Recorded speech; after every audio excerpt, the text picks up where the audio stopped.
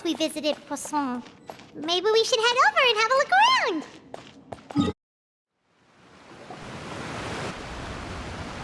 Hey, traveler. Paimon. Oh, Paimon knows that voice! Over here.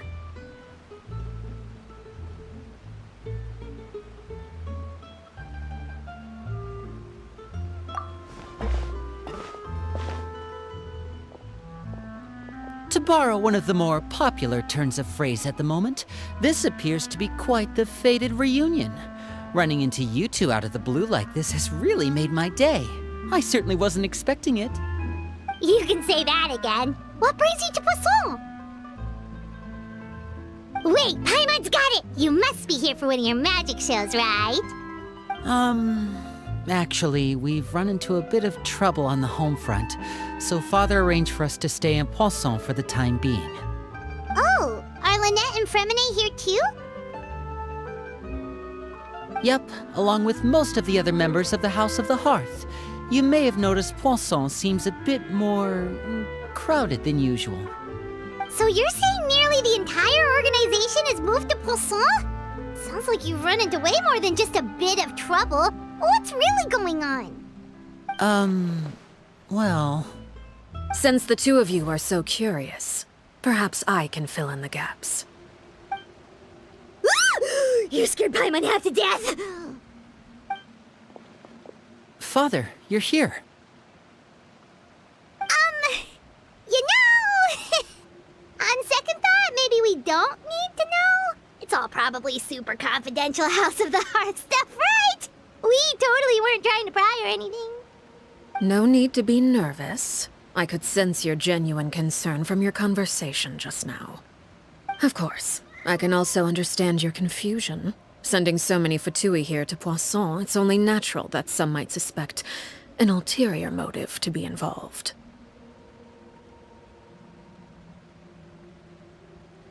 I understand.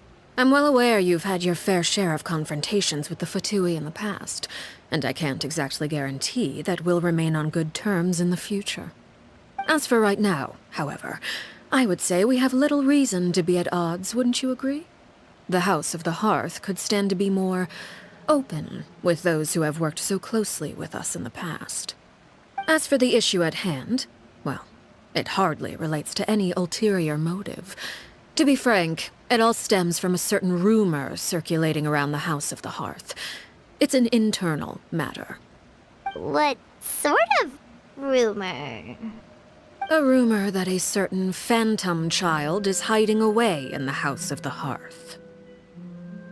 A phantom child?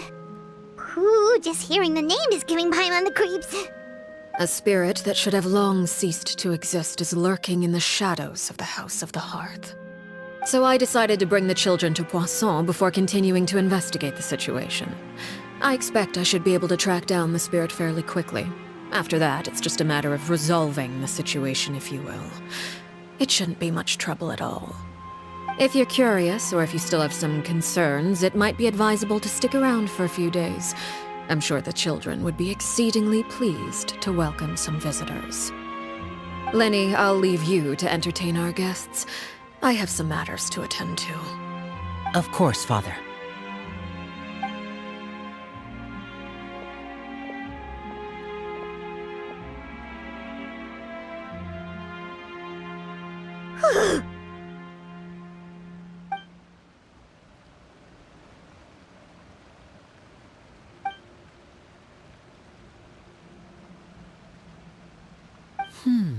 It has long been a dream of mine to invite you to our home and introduce you to my other siblings. You're quite well known in the organization already. A lot of people have been talking about you, especially after everything with the prophecy. If you're willing, why don't you stay a while and have a little chat with us? Alright. We don't have anything else to do right now anyway. But let's be clear, we're just gonna be there as guests, okay? Don't get any funny... Oh, wait a second. For your guests, that probably means we'll be treated to lots of yummy food, right? Of course. During our stay in Poisson, we've been helping out the locals with some fishing. We bring in quite the bounty every day. In fact, today's the perfect chance for me to show you what I can do in the kitchen. Let's go. I'll take you to where we're staying.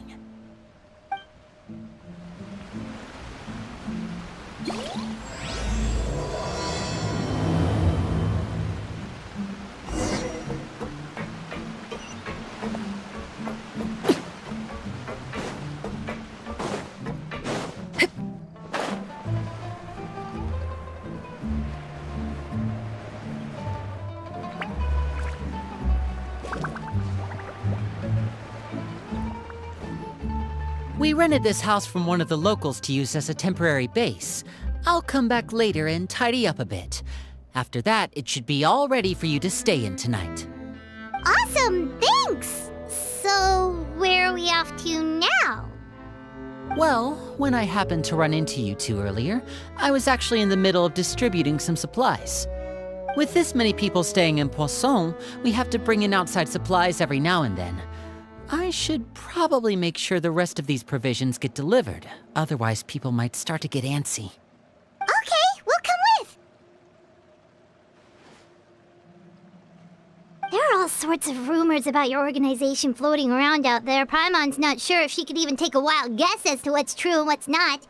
But now that we finally have the chance to see a day in the life of the house, we can take a good look at how you operate!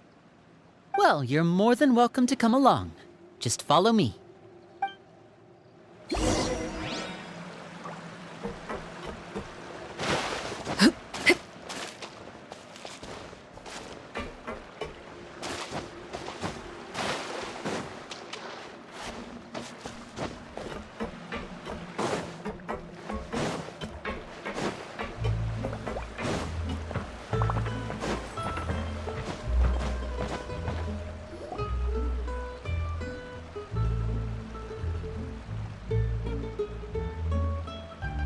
Linny, we're finally here. The supplies. I'm assuming you've... Brought them with me? Yep, here you go. Hello? Something caught your eye? It's the Traveler and Paimon! No way! Come here, everyone! Hurry! The Traveler and Paimon are here!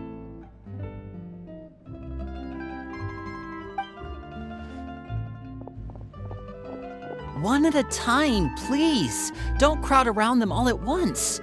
We don't want to scare off our guests now, do we? Oh, it's all right! Gotta say, Paimon didn't realize we were this famous. Of course! Father and Linny have told us so much about you.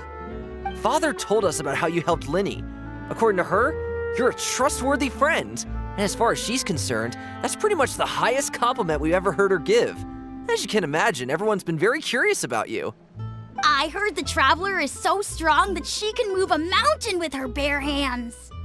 I heard Paimon eats so much that she can clean out the entire pantry at Hotel de Boer in just 3 days! Wait a second! That's the rumor you heard about Paimon?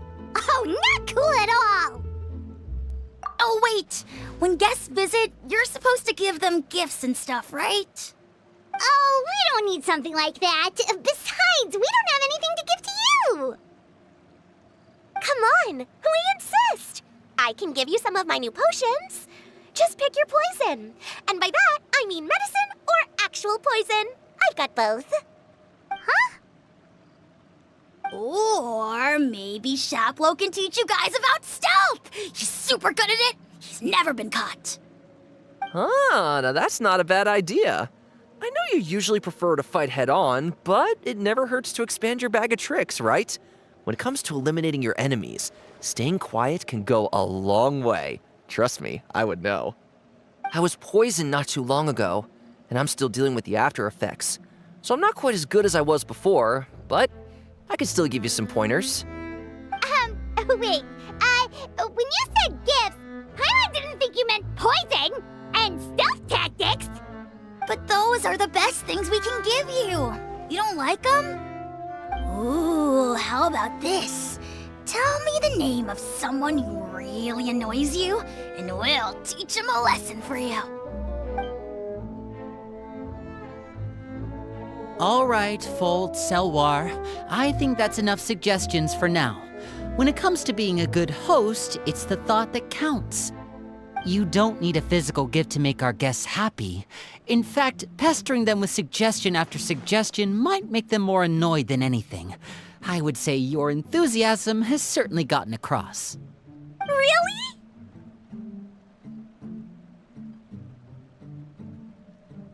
Awesome! It's been so long since we've had guests to play with. If there's anything you need, just let us know. Yeah, especially if it's poison or something. I've got all sorts of potions for that. Well, we'll talk to you all later. We've still got supplies to distribute. All right, see you later.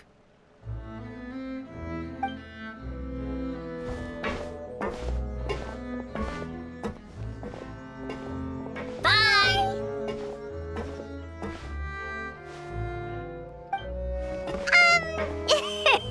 Lenny, about all that poison and stealth tactics talk just now. Scared you, did it? That kind of talk comes with being part of the House of the Hearth.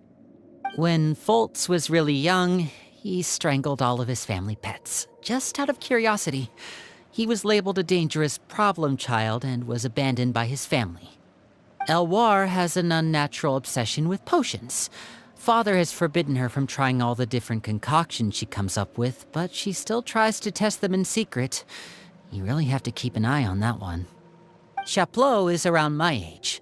While I'm mainly responsible for collecting intelligence, he handles surveillance. He's very passionate about his work and has no reservations about taking on some very difficult missions. I know you two probably aren't used to that kind of talk, but I can promise you they only had the best of intentions.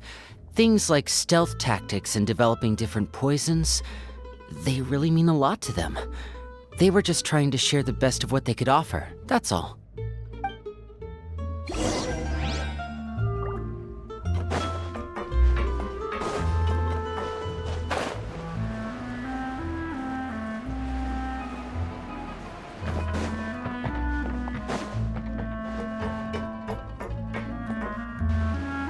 Filial, supplies are here. Thanks. And who are these two? Outsiders? Allow me to introduce you. This is the Traveler and Paimon. Oh, you're the famous duo I've been hearing so much about. It's nice to meet you. I heard you've traveled to all sorts of places. Is that true? Of course! We're making our way all across to that! Oh, good for you. You must be pretty familiar with Fontaine by now, then. Have you seen the new opera that started running recently? I think it's called... The 4,000 Thieves? Oh, this is the first we've heard of it. It seems like it's going to be fantastic. From what I've been able to tell from the posters, anyway. You should definitely check it out if you have the time. Oh, and there's The Blind Maiden, too. That one is supposed to have audience interaction. Seems pretty interesting. After this mission is over, I think I'll go get a manicure. Oh, maybe I should dye my hair. Wonder how much it'll cost. Is it just Paimon, or do these two seem much easier to get along with than the others? Looks like the House of the Hearth has some normal members after all. I heard that. Oh! Oops. I'm guessing you're referring to Foltz and the others? Yeah, we're definitely not all like them. I bet those crazies are practically foaming at the mouth right now. I'm sure they just can't wait to get back to Snezhnaya to carry out the plan. That's enough, Filial. Don't talk about family members behind their back, right? Whatever. Let's go. Guess this is goodbye then. If you ever have some time, we should go see the opera together.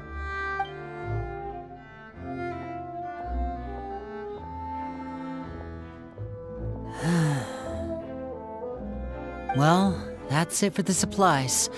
We should probably head back as well.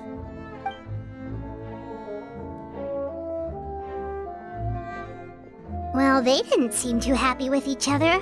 Seems like there could be something more going on here. You're right. We're only here as guests after all. Oh, Linny's getting super far ahead. Come on, let's catch up.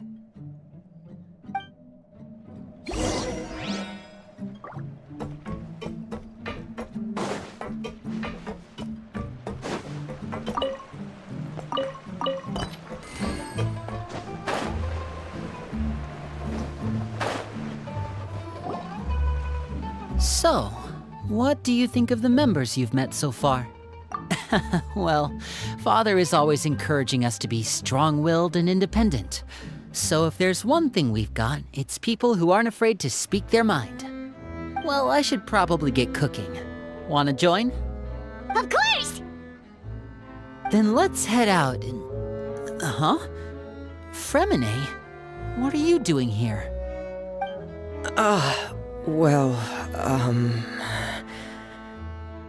Hey, nice to see you again! You too. I heard you're here as guests of House of the Hearth. Welcome. We were just going to make some food. Why don't you come along? I could use some help in the kitchen, and I seem to remember you mentioning you wanted to make seafood soup for the traveler in Paimon. Seafood soup? Oh, Paimon's drooling already. Were you looking for something just now, Fremine? Maybe I can help. It's nothing. I just wanted to see if there were any extra supplies. Yeah, we've got some left over. What do you need? Some food and water, and some clean cloth, if possible. No problem. Give me a second here. Food, water... Wait a minute. What do you need all of those for? You're not on any missions as far as I'm aware, and you were just going to come eat with us. So what's this all about? I thought I'd grab an extra portion because I get hungry at night. Could be because I'm growing, you know, and... Fremine, you remember what I told you? You're not like me. Your lying skills still need some work. Tell me what's going on. Is it really bad enough that you have to keep it from your own brother? Maybe it'll be better if we gave them some space.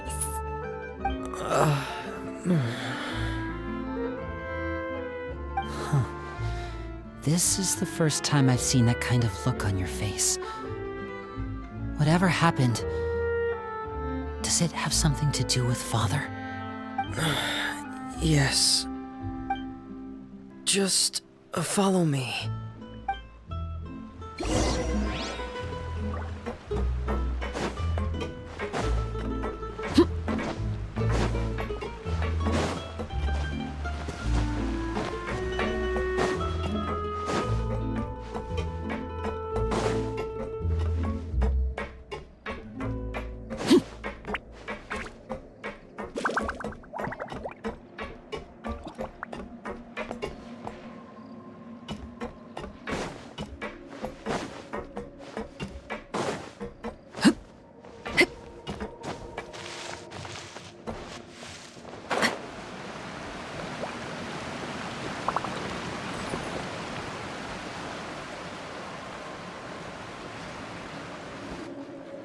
You're back! Oh, and you've brought some friends with you this time. Hello, my name's Linny. I grew up in the House of the Hearth. And you are? Hi, Linny. I'm also a child of the House of the Hearth, just like you. You can call me Clairvy. Clairvy? It's nice to meet you. Does that name ring any bells, Linny? No, not at all. That's not a name we have on our roster, I'm sure of it.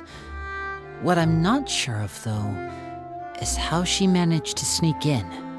She must be the phantom child Father's been searching for. From the looks of it, I'm guessing you were the one that found her, Fremine. You, haven't told Father, have you? No, I haven't told anyone. I've just been keeping her hidden. For how long? About half a month now. So ever since we got to Poisson, then. Do you have any idea what you're doing? I know what I'm doing. Really? 'Cause from where I'm standing, it looks like you're hiding the very person Father has been trying to find. If Father finds out about this, everyone involved is going to be punished. You know the rules of the house, Fremine. I know you do. Father doesn't tolerate any form of betrayal. So why are you doing this? I've thought it through. And I just can't hand her over like that. Linny, don't you remember last year? Sheplo nearly died after getting poisoned during that one mission. He wasn't able to get back before the poison started taking effect, and not a single person was there to help him. That night, while I was sleeping, I heard a voice telling me to go save him. I opened my eyes, but I couldn't find the source of the voice. I thought maybe I was just hearing things, but I went to look for him anyway. Luckily, I got there with enough time to save his life. That feeling of being haunted, of hearing voices, it's happened many times in the House of the Hearth. I'm sure you've noticed. So what you're saying is, that was her? She was the one who spoke to you that night? Unless there are other spirits roaming around the House of the Hearth, I don't think there's any other possibility. If Clairvy were our enemy, it wouldn't matter whether she was a spirit or an actual child. I would have acted without a second thought, because that's what Father ordered us to do. But she's been living with us, helping us from the shadows all this time. I think that makes her family. I couldn't just hand her over to be dealt with. Not when there's so much we still don't know. So what's your plan then? You can't keep her here forever. Someone is bound to find out eventually. I haven't thought that far yet. I don't want to disobey an order from Father, but I also don't want to put Clairvy in danger. Come with me. There are a couple things I'd like to say to you in private.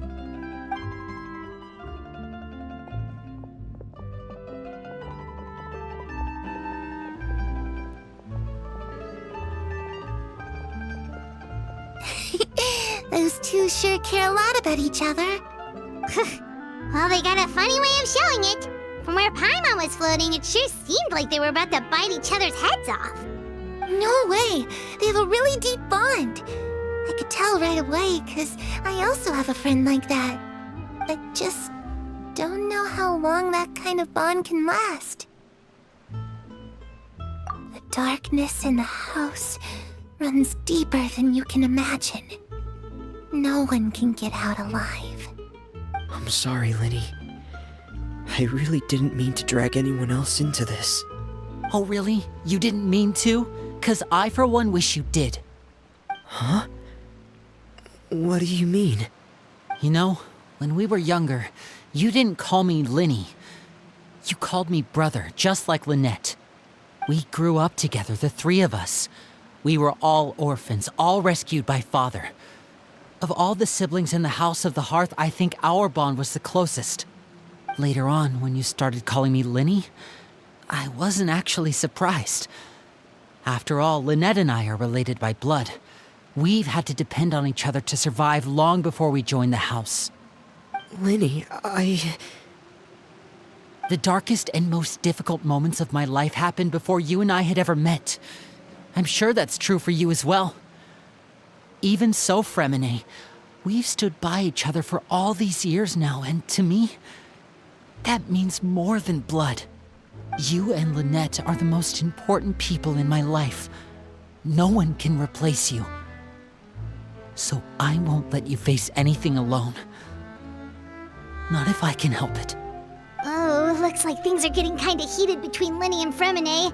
Maybe we should go check on them. Oh, it's raining. I should put my clothes away.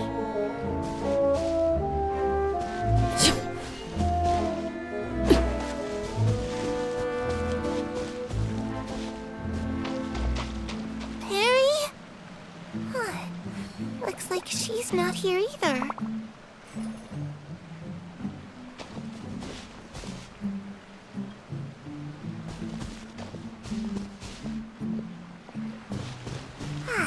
It's time to read.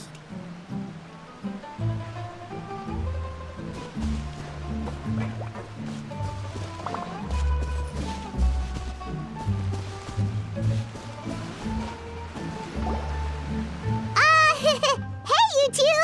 Hope we aren't interrupting anything. Like a fight, or... Oh, wait a minute, Fremine. You're not crying, are you? Is everything all right? Everything's fine. Thanks for asking. Well, we're all friends here, right?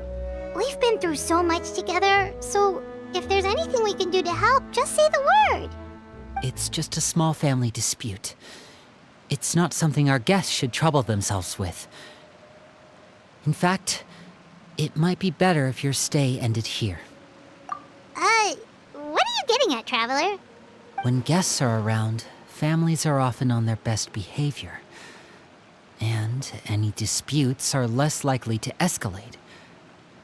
That's what you're trying to say, isn't it? I... just... Thank you. I was really hoping to keep you out of it. But even if I could think of some other reason to turn you away, I'm not sure I could convince you. I know things could turn dangerous, so I promise you this. From now on, I'll protect you like my life depends on it. Me too. Well, back to the matter at hand then. If we don't plan on handing Clairvy over to Father, then our only other option is to solve the mystery of her identity before Father is able to track her down. That means finding out where she came from and what she's doing here. Then we can send her on her merry way and pretend like none of this ever happened. I've tried that already. And? And... nothing. I tried taking her somewhere really far away, but...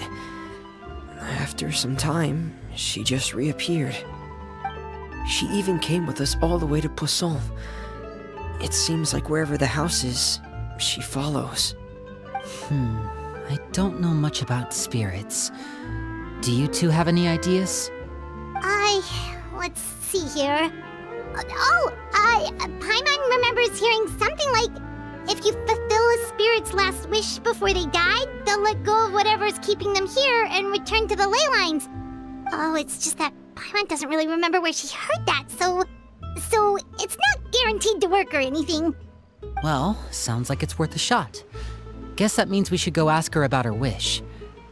But first, Fremine, I need you to promise me something. What is it? I need you to promise me that this will stay between the two of us. We're the masterminds behind this whole thing. No one else gets involved. Can you do that for me? Of course. I promise. All right. Then let's seal the promise just like when we were kids. Fist bump on 3. Ready? 1, 2, 3. I swear.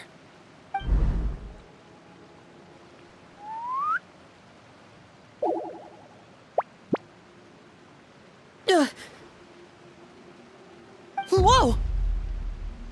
Lynette! But what a surprise! What brings you here, dear sister? And, when exactly did you get here?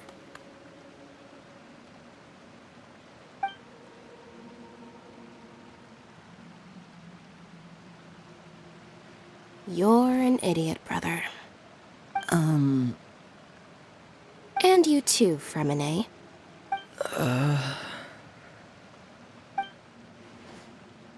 You 3, Traveler.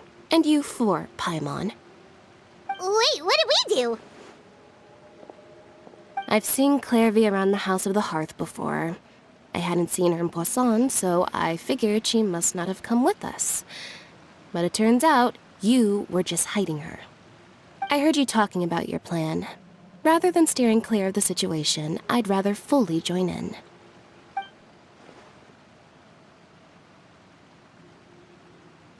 If you don't agree, I'll have no choice but to report everything back to Father. Simple as that. You're not giving us much wiggle room here, Lynette. Well, I guess we're all in this together then. After we talk to Clairvy, we'll figure out our next move. There's no time to lose. Let's go.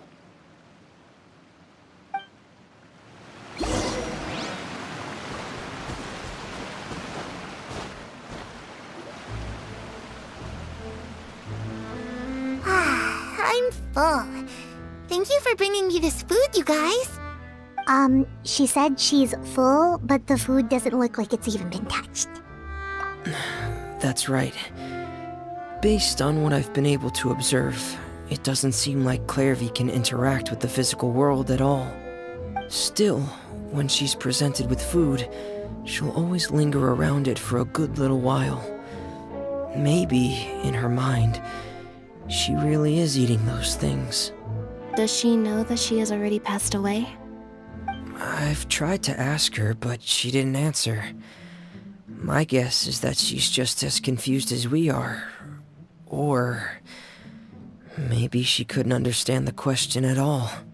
Clairvy, if you've got some time, I'd like to ask you a few questions. Sure. Oh, another new friend. Hi, I'm Clairvy. Hello. Clairvy, how did you join the House of the Hearth? Huh? Isn't it the same for everybody? The knave brings you here and then you can't leave. It's just that your name, it's not on the roster. And I've never seen you before. The roster? Oh, I get it now. I think there might be some things you don't know about this place. The people in charge, they're not as nice as they look.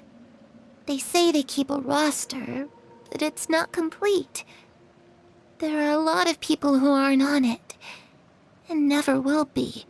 In this house, some people are family, and other people are just test subjects.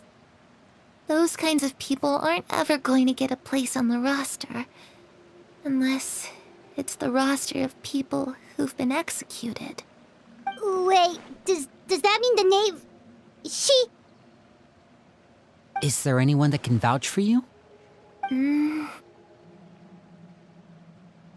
Perry, she's my best friend. She's the only one I trust in this place. Have either of you heard of that name before? No. Me neither.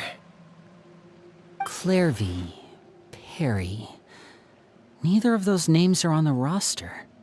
But it seems like she's telling the truth. Either that, or this kid's already got a bag of tricks bigger than mine.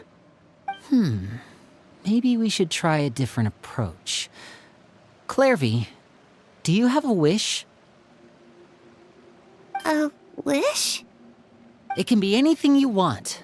Just imagine.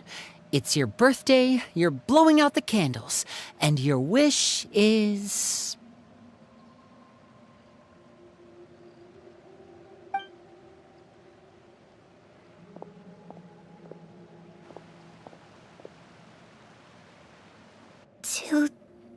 To go outside, where the sun can find me. That's it? Well, that sounds easy enough. The darkness in the house runs deeper than you can imagine. No one can get out alive.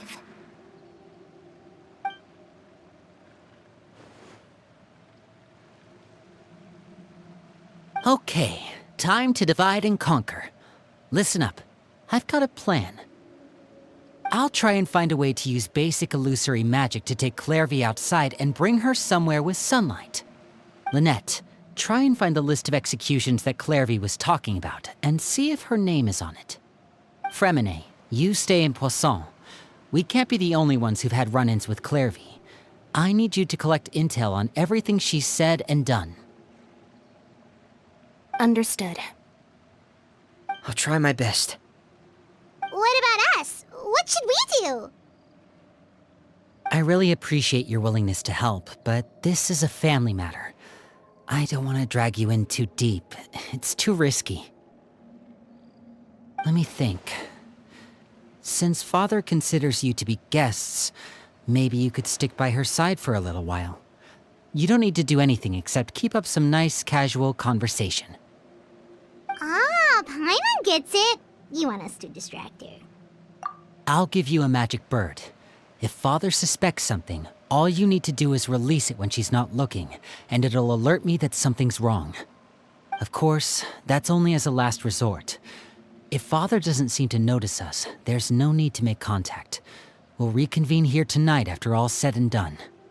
If the worst-case scenario happens and we're discovered, just tell Father everything. We're not going to let our guests get punished for our own actions. That's where we draw the line. You too. Okay, this is where we part. Father should be at the beach nearby.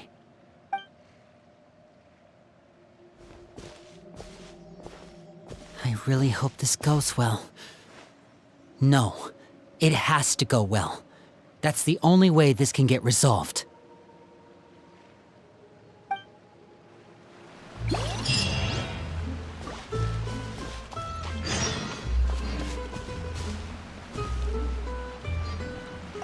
Clairvy, I'd like to take you somewhere.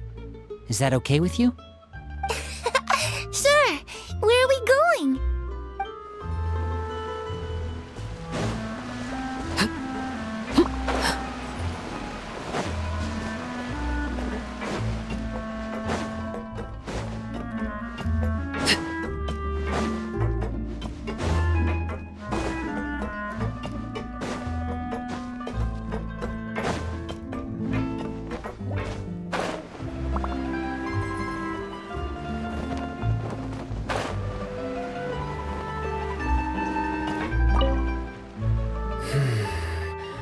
Where should I start looking?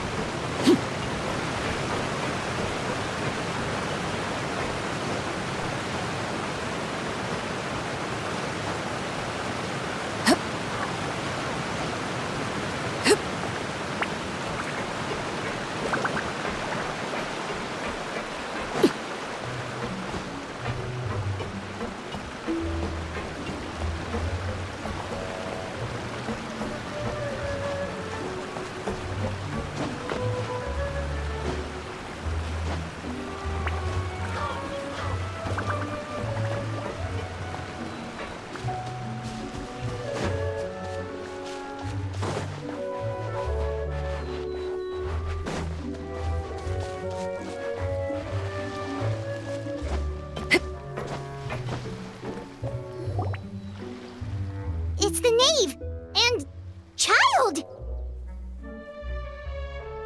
Hey, aren't you supposed to be in Snezhnaya recuperating? What are you still doing in Fontaine? Oh, it's you two. I didn't expect to run into you here. I was unconscious for quite a while after the fight in the Primordial Sea.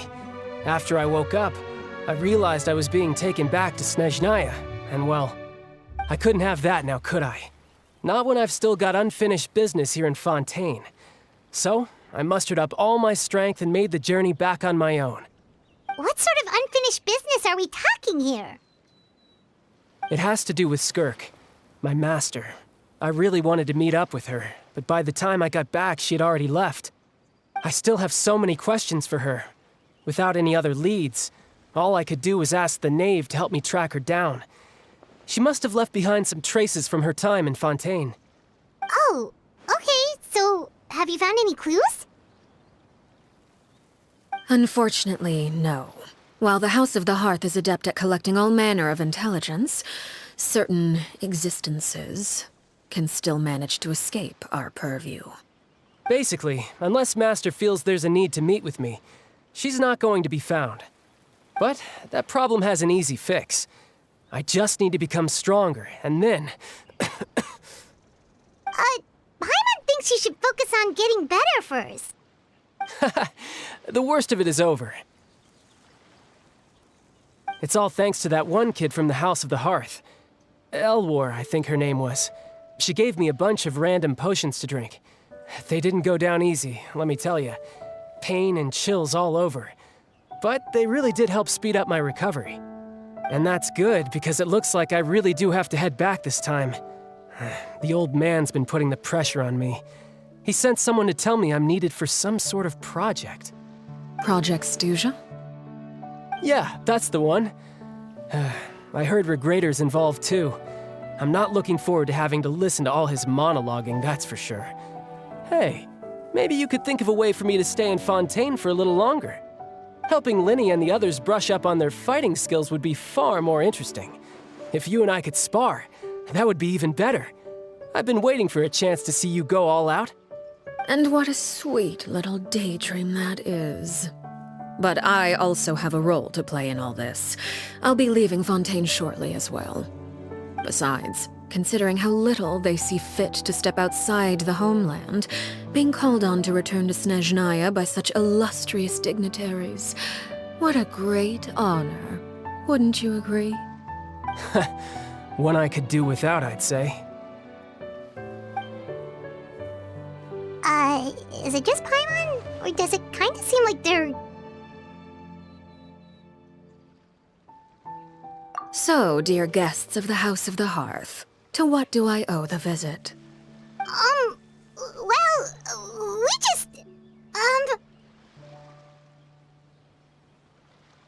Right! We're super close to Linny and the others, but we still don't know much about you! Is that so? Introductions have already been made, have they not? Oh, well, you see? There's only so much you can learn about someone from a short introduction. At least tell us something a little extra, like... Why do you call yourself father? Huh, good question. I'd also like to know. The fact that you have to ask tells me our intelligence work has been quite successful. Telling you the answer to that question would only serve to undermine that success. And we can't have that, now can we? Spoken like a true diplomat. That was some expert sidestepping right there. Well, if there's nothing else, I think I'll take my leave. I still have a small matter to resolve at home. Wait, don't go!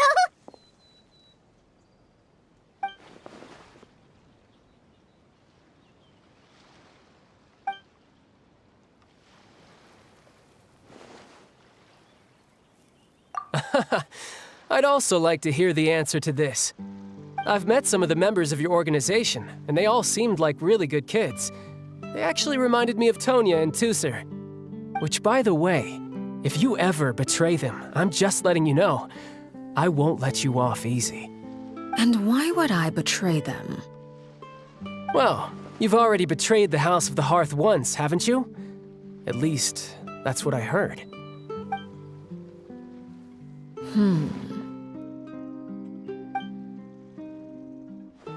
Okay, I admit. That's just what the old man told me. The rooster, I mean.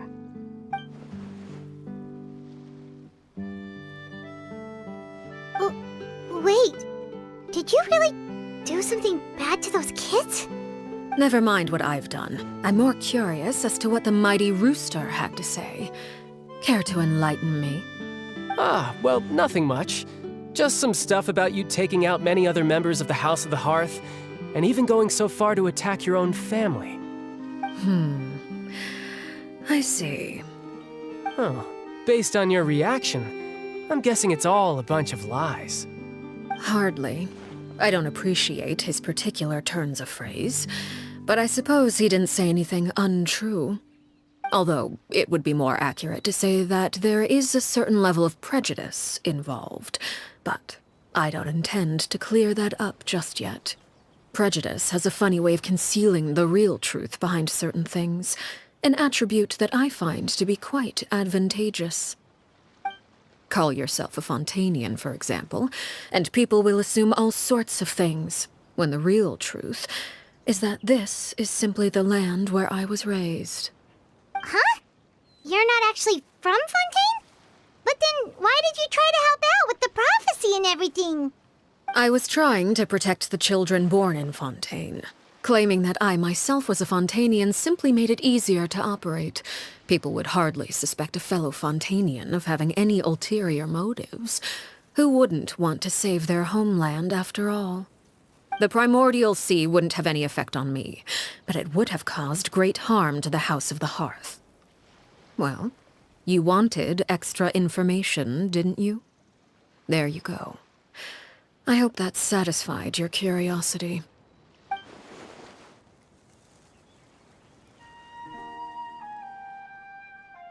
So, you stayed in Fontaine for the kids. I guess I was wrong to believe you'd betray them. Apologies. Looks like I was holding on to some prejudices myself.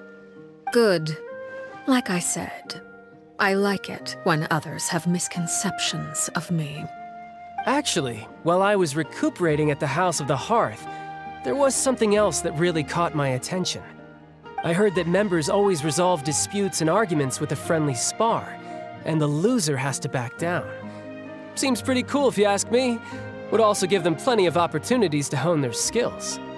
Well, that's only a recent development. In the past, such spars weren't nearly so friendly. The losing party would lose everything, including their life. They were that high stakes? Whew, at least that's not a thing anymore. Well, the current atmosphere's not half bad. I'm a bit jealous, actually. You've got so many family members around you, and you even get to live with them. Having a lot of family around means dealing with a considerable amount of bickering and scheming. Once Tonya and Tusser enter their rebellious phase, I'm sure you'll understand. Just imagine. Tusser becomes obsessed with plucking out strands from the rooster's mustache, or Tonya decides to dye her hair 42 different colors. Okay. I get the picture.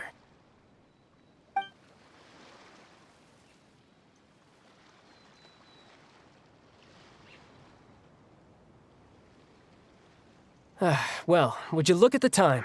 I should probably get going. Traveler, Paimon, I'm not sure where our paths will cross next, but the next time we run into each other, we should definitely try and find some time to spar. Again, maybe this is a conversation we can have when you look less like you're gonna kill over. All right. Well, thanks for everything, Arlecchino. No thanks necessary. You also played a part in obtaining the Gnosis. I would say we can call ourselves even. I like the sound of that.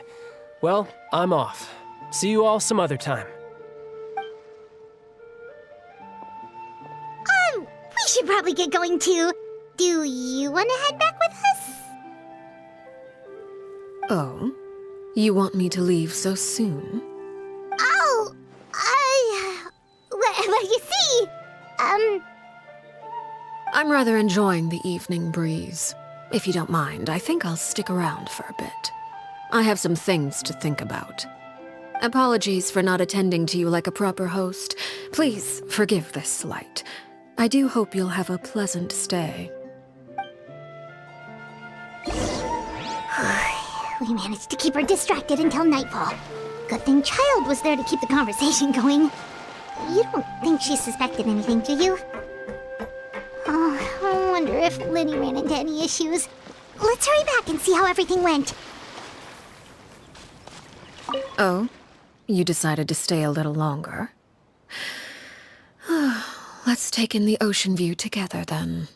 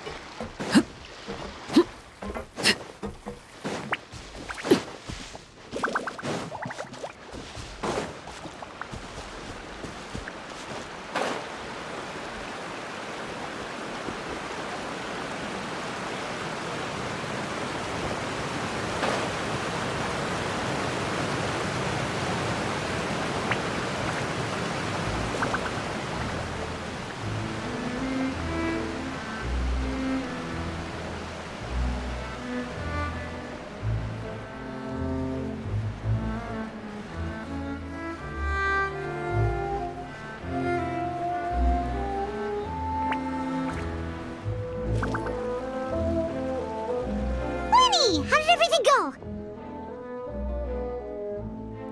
Well, long story short, we ran into a small issue. Clairvy can't go into the sunlight. Everything was fine at first. She followed me up to the surface just like I told her.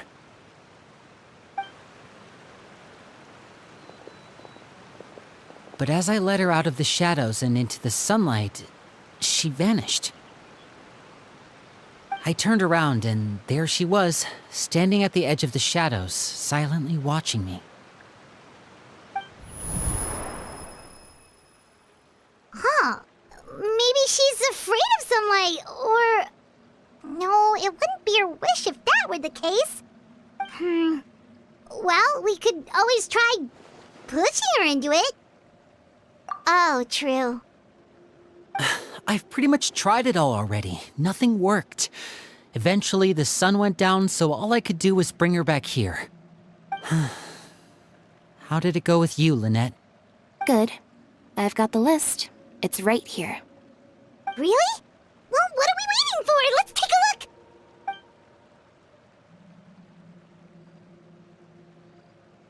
Oh, that's a lot of pages. Oh, it's gonna take forever to get through it all. We can each take a section. Here. La Pouillade, L'Endroit, Chambel, Horaire.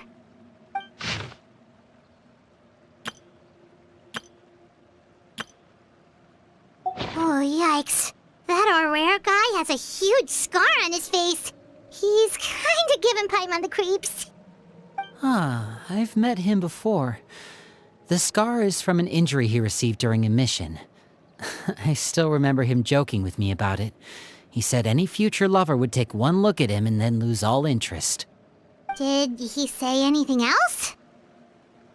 Well, I asked if there was someone he was interested in. He said no, and that's where our conversation ended. It was only later that I learned he really did have someone he liked. He risked everything to escape so he could be with her, but it didn't work. One day, Father asked to see him, and, well, I never saw him again after that. Wait, so that means the knave, she... It may seem cruel, but it's just one of the rules of the house. Betrayal is not to be taken lightly. We know too many secrets to come and go as we please. So if you do try to leave, you pay with your life.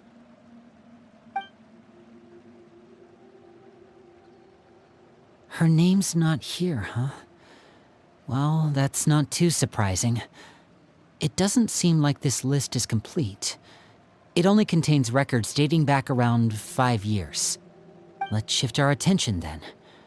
Fremine, were you able to find anything out? Fremine. Sorry. I was thinking about something. I managed to talk to quite a few people, but I couldn't help but notice that the atmosphere in the house was a little... strange. Strange. Yeah, I mean, I know there have been arguments in the past, times when people haven't gotten along. Chaplot and Filiol are a good example of that. Oh, those are two of the people that we met while delivering supplies. Paimon can see how they might not get along. They had very different vibes, and their, interests seem to be pretty different as well. That's to be expected, actually. Father brought us all here, shared her knowledge with us, taught us how to fight. That's one thing we all share. But that's also where the similarities end. Not all of us feel the same desire to stay here. As members of the House of the Hearth, we're also considered part of the Fatui. And to a lot of people, that's an identity they never asked for. Certain members get older and realize they want something else for themselves. But considering the rules of the house, most people would never say that out loud. People like Chaplot and Foltz are loyal to Father and her vision. They're proud to be part of the Fatui. Filiol and Nantoy, on the other hand, well, they aren't quite as enthusiastic. These kinds of conflicts have always been there. It's not like Father is in the dark about any of this. Well, that's true. But it just feels like things have gotten worse lately. Filiol and the others, it seemed like they were meeting in secret to talk about something. I can't say for sure, but I think they've met Clairvy. You think she's been inciting them to act out? No, not exactly. But I wouldn't be surprised if she said something to them about the darkness in the house and how deep it runs. She's told me about it before. Experiments being run on children. People being used as pawns on the battlefield without so much as the strength to survive. And they just believed all that? Without any evidence? Clairvy's words probably gave them the excuse they were looking for. Whether they actually believe them to be true is secondary. This is all because of Project Stuja, isn't it? Whoa. Hold on a second. What's this Project Stuja all about, huh? This is the second time it's come up now. Sorry, but I'm not sure of the details either. I only know what Father has told us, which is that it's something the Rooster and Regrator have been working on together. Apparently, it has to do with the Fatui's strategic plan for the future. Because the House of the Hearth was so successful in obtaining the Gnosis, we now have the honor of playing a key role in Project Stuja. Wait, but isn't that a good thing? Key role is just another way of saying dangerous role. To us, the whole thing is an inconvenience. Father thinks so too, but she's in no position to refuse. Their plan isn't exactly unreasonable, and they've been funneling the house a lot of funding. It's just that we'll lose a lot of members in the process. Participating in the plan, it's an honor in name only. What they're really trying to do is subdue us. The existence of an intelligence organization outside their control makes them feel uneasy.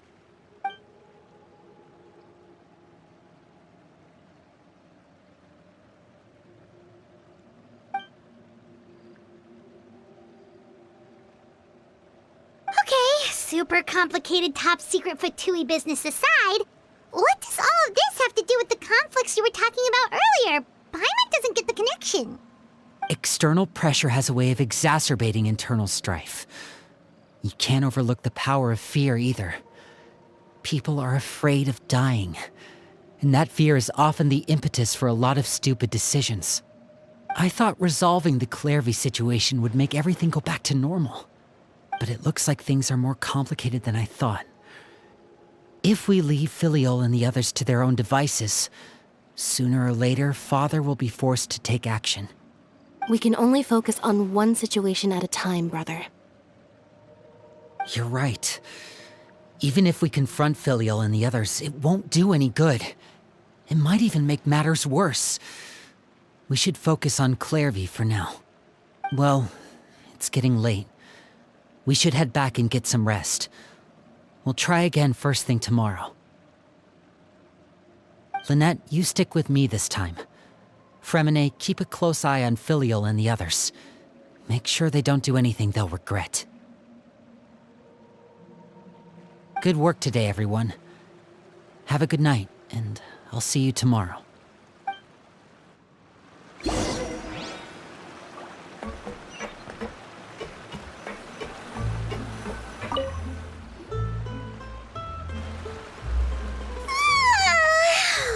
I'm always looking forward to an early night, but she can't sleep at all.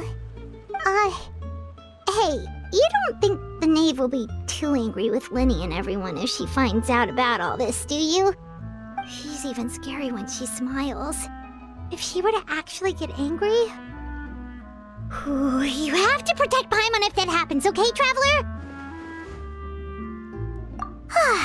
Trust is ever, Traveler. Look! Look over there! Quick! Let's catch up with her before anyone sees!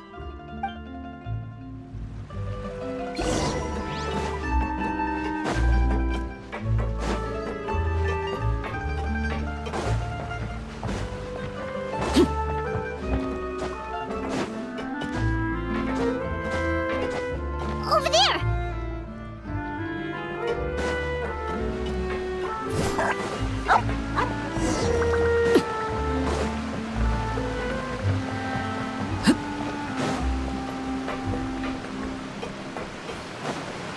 Oh, where is she going? Oh, if someone sees her, we're toast!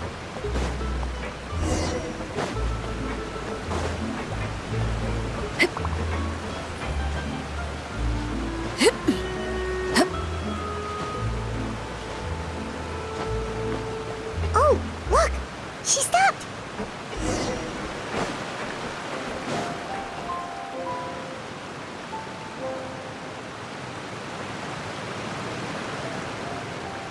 Clairvy! Shh. I opened the window while no one was looking. Look how pretty the outside is. If only I could have more than this. You probably think I'm being silly, huh? All this hopeless resisting? It's better to dream of what I could have than try to make it a reality, right? Please, help us get on the same page here, Clairvy. We need you to tell us what you know. Can you do that? Sure. Although, after you hear all this, I think you might regret that decision. Everyone in this family is nothing more than a tool, something to be used and exploited. We're all expendable, including me. As long as you're useful, you get to stick around. Lose your value, and you're handed over to the doctor, experimented on, and given a fate worse than death. I've seen it happen again and again, and I've had enough. You're saying the knave did all that? It's just, that doesn't seem like something she would do. She's scary and all, but it seems like even she has lines she wouldn't cross. I knew you wouldn't believe me. Everyone thinks she's a good person. They all think of her like a real mother. Mother? But she doesn't deserve that title. She's disgraced it and tarnished it. And if I had things my way, I'd never see her again. If only Perry were here, she'd understand. Harry. There's that name again. Also, Paimon's getting a strange feeling. It almost feels like she's not really here with us. Paimon can't tell if she's actually talking to us or if she's mistaken us for someone else. Well, in any case, it seems like she really needs someone to talk to. We should keep her company for a little longer. She looks so young. But it seems like she's been through a lot. It's getting windy. I should close the window. Ooh, look at the moon. Isn't it pretty? Hey, wanna hear a secret? I heard that if you look up at the night sky in Snezhnaya, you can see the aurora. It's supposed to be super pretty. Even prettier than the moon tonight. Perry and I promised each other that once we're older, we're gonna go see it together. But I can't find her. I'm worried she's also been... No, that wouldn't happen to her. She's special. Mother likes her a lot. I should really go talk to Mother, but we just fought. She doesn't want to see me, and I'm too scared to face her. What should I do?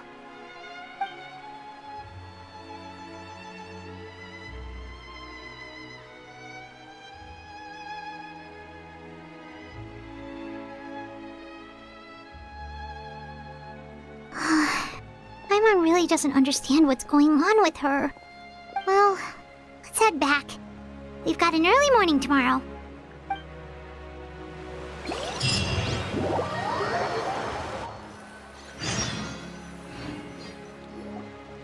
All right, looks like we're all here. Let's go ahead with the plan. Oh? What is it? What makes you ask that? Well, we kinda ran into Clairvy last night, and that's what she told us. We met the doctor back in Sumeru. He's super dangerous, and he's done all sorts of bad things. It's possible that Father and the Doctor have had certain dealings, but I don't think Father would work with him. We're not really on the same side, so there's not a lot of trust between them. That doesn't exactly set the stage for a successful partnership. I did hear, though, that when Father first became a Harbinger, the Doctor offered to work with the House of the Hearth. Father rejected most of his proposals, except for one. It had to do with some sort of secret experiment. Secret experiment? Could that be what Clairvy was talking about? I don't think so. I don't know any details about the experiment itself, but I do know it's an entirely independent operation. The Doctor only proposed a direction for the research. That was the extent of his involvement. I still don't think that counts as working together. The details of the experiment are confidential, but complete records are kept on all participants. That doesn't seem to be the case with the situation Clairvy referred to. I know you don't agree with some of the Fatui's methods, and I'm not asking you to. But I am asking you to trust us on this. The House of the Hearth has its own principles. There are certain lines we're not willing to cross. Alright, that's good to hear at least. Clairvy seems to think the Knave and the Doctor worked together to do something horrible. If that turned out to be true, Paimon doesn't know how he would even face you guys. It's just that it doesn't seem like Clairvy is lying either. The easiest thing to do would be just ask the Knave directly, but Paimon doesn't think she'd tell us. Father didn't come back last night. She's probably still near the shore. We'll be counting on you to distract her. Lynette, you're with me.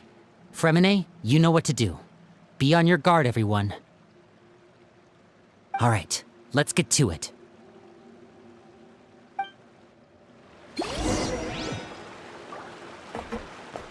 Where are we going today? Let's try somewhere further away this time.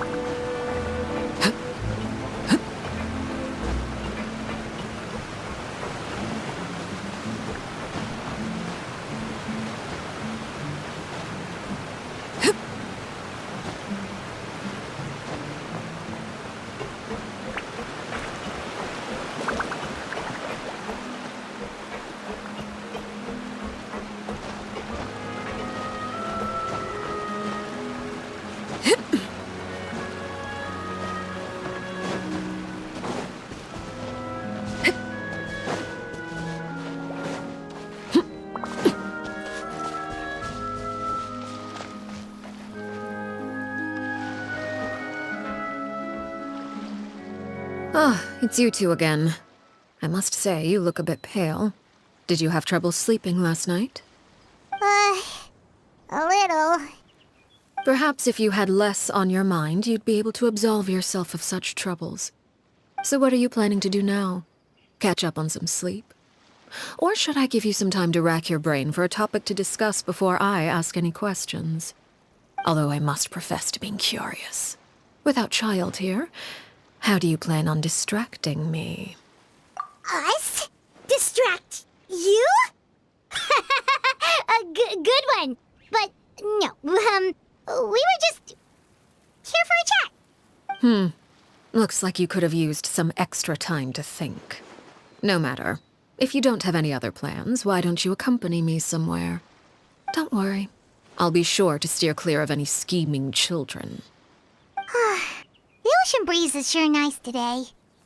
Children always think they can hide things from the grown-ups. But nothing gets past me. Least of all a little scheming. I think I'll let them have at it for a little longer. I can be very patient. Well, I'll leave you to think things over. If you're so inclined, meet me outside the Palais Mermonia. Good things come to children who do as they're told. So I do hope you decide to tag along. If only for your friends' sakes. What should we do? She clearly knows about everything we've been doing, and Paimon doesn't think it'd be a stretch to say she was threatening us just now.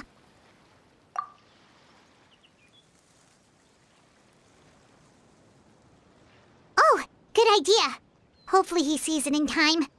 Well, we should probably head to the Palais Mermonia. Paimon doesn't want to find out what happens if we don't show up. Based on what the knave was saying just now, it sure didn't seem like it'd be anything good. Okay, then we probably shouldn't keep her waiting. It seems like Linny and the others are on thin ice, so let's do our best to not get them in any more trouble.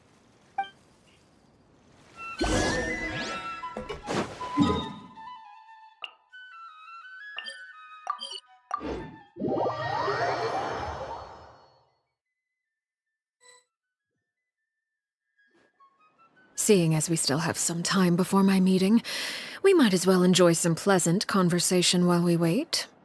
I'm glad to see you get along with my children.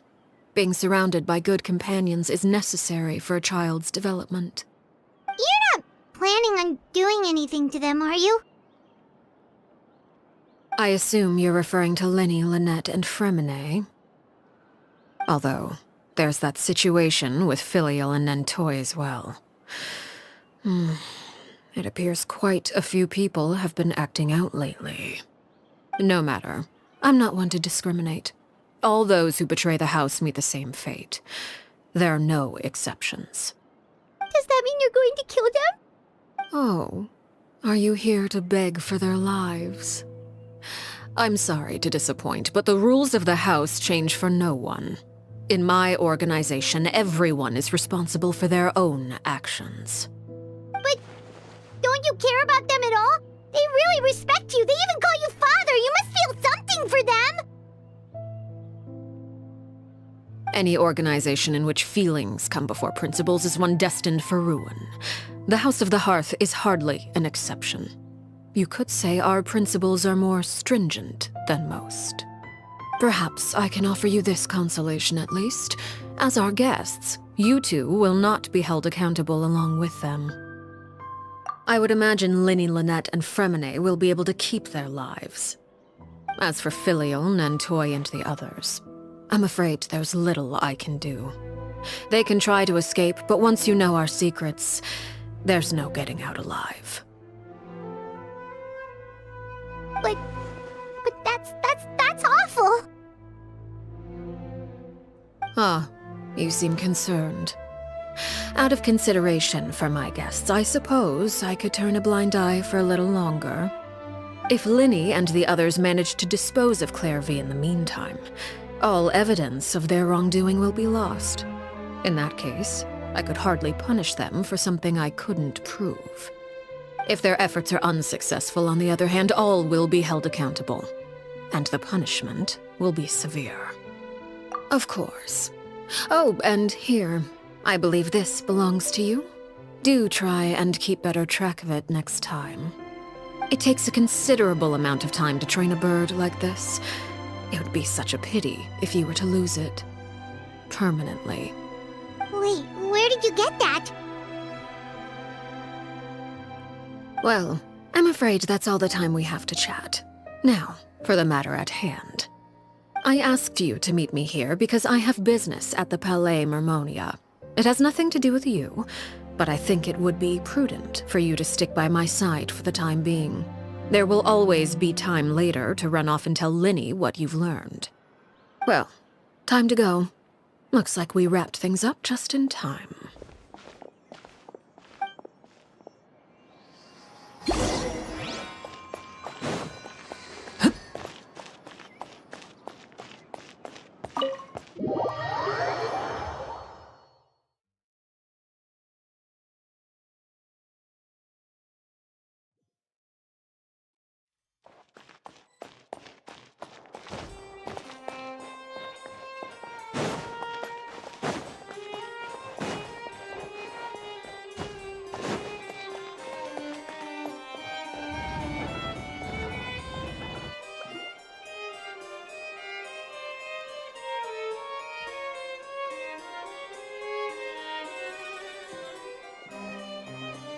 It's been a while, Monsieur Neuvillette. I must say, I wasn't expecting my meeting request to be approved quite so quickly. The Palais Mermonia operates with an efficiency worthy of admiration. It is only right that an esteemed diplomat such as yourself should be afforded the proper level of respect. Although, if I may speak plainly, I must confess that I did not anticipate we would have the occasion to meet again after presenting you with the Gnosis. I see you brought the Traveler and Paimon with you as well. If I may inquire as to the purpose of your visit. I'll be departing Fontaine shortly. There is, however, an outstanding matter that I would like to see resolved before I go. It requires a rather lengthy explanation, I'm afraid. So I took the liberty of explaining everything in this proposal. Please review it at your leisure, Monsieur Neuvillette.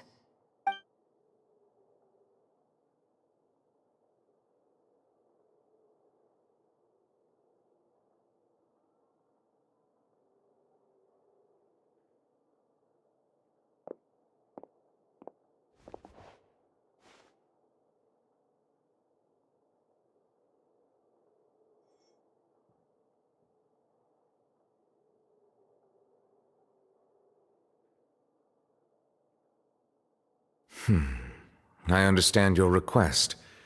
However, at the risk of causing offense, I must admit that I fail to see why you would wish for such a thing. I heard you have a certain fondness for water tasting, Monsieur Neuvillette, so allow me to use water as an analogy. A family is like a large body of water with countless rivers flowing in and out. As someone who watches over this system, I would hope that each river that flows from the source will eventually reach the ocean. Of course, objectively speaking, I know this is impossible. Most of the rivers will dry up along the way, disappearing into the ground and leaving nothing but a barren riverbed behind. Not all rivers are destined to reach the ocean, but I would not see their existence rendered meaningless. I believe the water that flows within them is simply meant for a different destination, like a field in need of irrigation. Or perhaps the glass of a certain water-tasting enthusiast. Did you get any of that, Traveler? Your words paint an optimistic picture indeed. Allow me to remind you, however, few among us are willing to sip from a glass filled with tainted water. It may have been tainted at one point in time, but not to worry. I'll make sure it's strained of all impurities and returned to its cleanest form.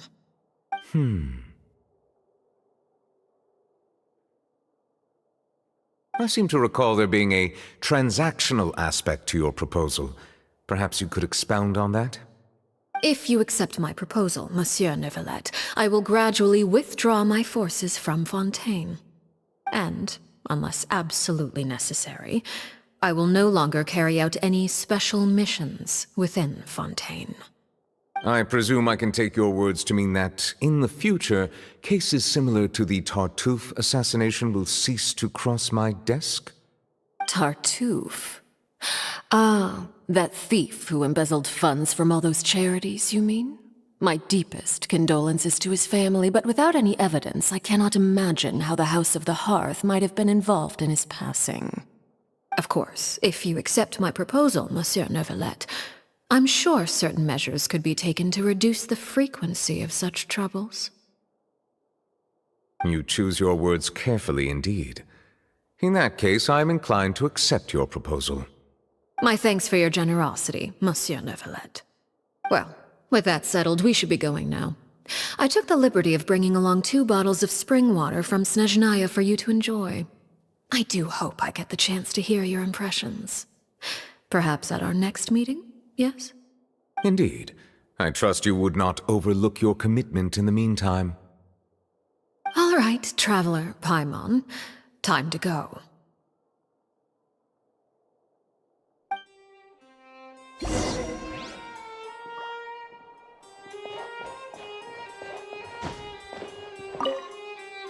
I believe I've told you before that my emotions easily resonate with those of others. Yet in the few meetings I've had with that Harbinger, I haven't been able to sense any aspect of her emotional state. Her mind is like a still body of water. Who knows what darkness lies in its depths, and the lack of ripples on the surface gives nothing away. It's unclear whether this is her natural state of being, or whether it's an incredible strength of will that gives her the ability to master her emotions. Either scenario, however, suggests she is a very dangerous individual. I do not expect an explanation as to why you two are by her side. Whatever your reasoning, I would only advise you to take caution.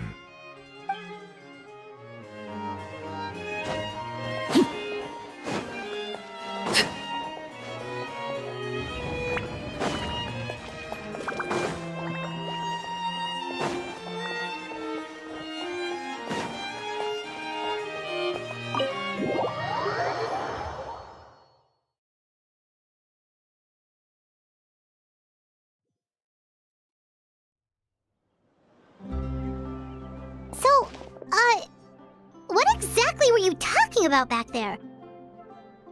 Paimon only heard you mention some rivers, a large body of water, and then some kind of irrigation scheme. You really want to know?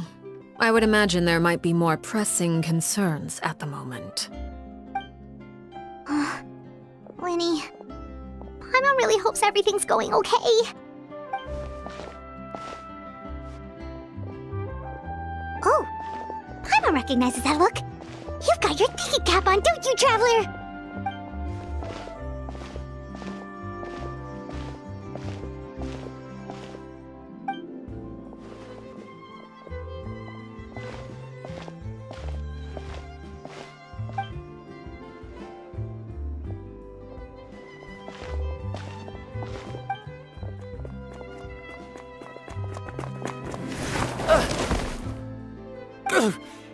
Oh, shoot.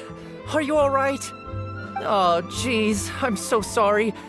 I was so focused on selling these papers, I wasn't looking where I was going.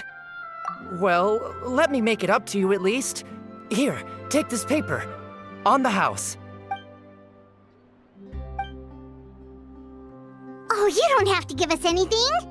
Please, I want to. It's not like I'm short on supply.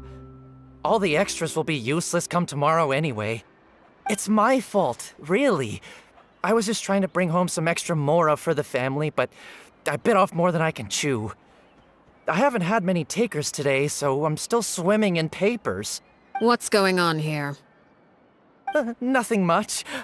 I just ran into your friend here on accident. I should probably get going, actually, so... Hold on. Of course, I'm happy to compensate you with mora, it's just... I don't have any on me at the moment. I'll take 3 papers. Here. Your payment. Oh! Thank you for your patronage. May the Archons bless you with good fortune. If only I had the chance to run into such generous customers every day. I should probably just take on a smaller inventory though, right? I'm getting married soon, so sometimes it's hard to not get ahead of myself. Anyway, I should head out. Goodbye! Well, now that my affairs are settled, we should take the boat back to Poisson. We've even acquired some light reading to enjoy along the way.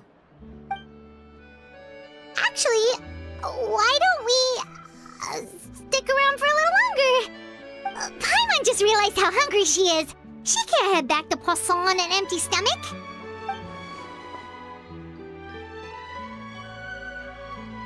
It appears you two are under the impression that delaying our return will somehow alter the situation in your favor. I'm sorry to ruin your fantasy, but your efforts are meaningless. That being said, I could be persuaded to give Linny some extra time. I just have one condition. If you agree to my request, I'll even answer some of your questions. You're quite curious about Clairvy, are you not? And my relationship to her. Wait, why are you being so generous all of a sudden? You're not gonna ask us to do something bad, are you? You overestimate yourself. You don't have the talent for bad things. Then what can you possibly... The most important consideration in a negotiation is that both sides receive something they want. Demands and threats only get you so far. Wonderful. Here it is.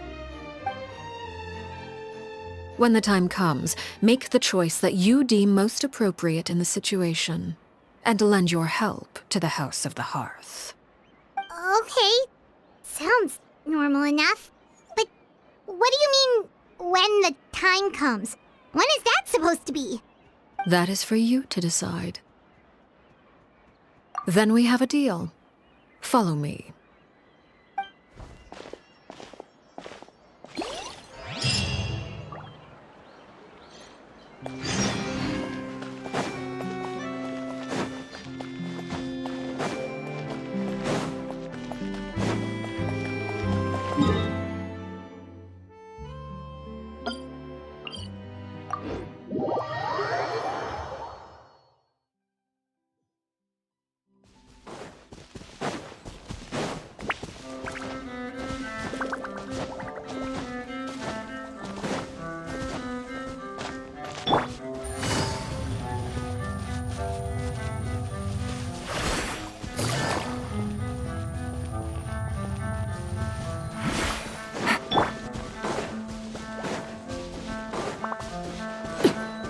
How about we explore the area ahead of us later?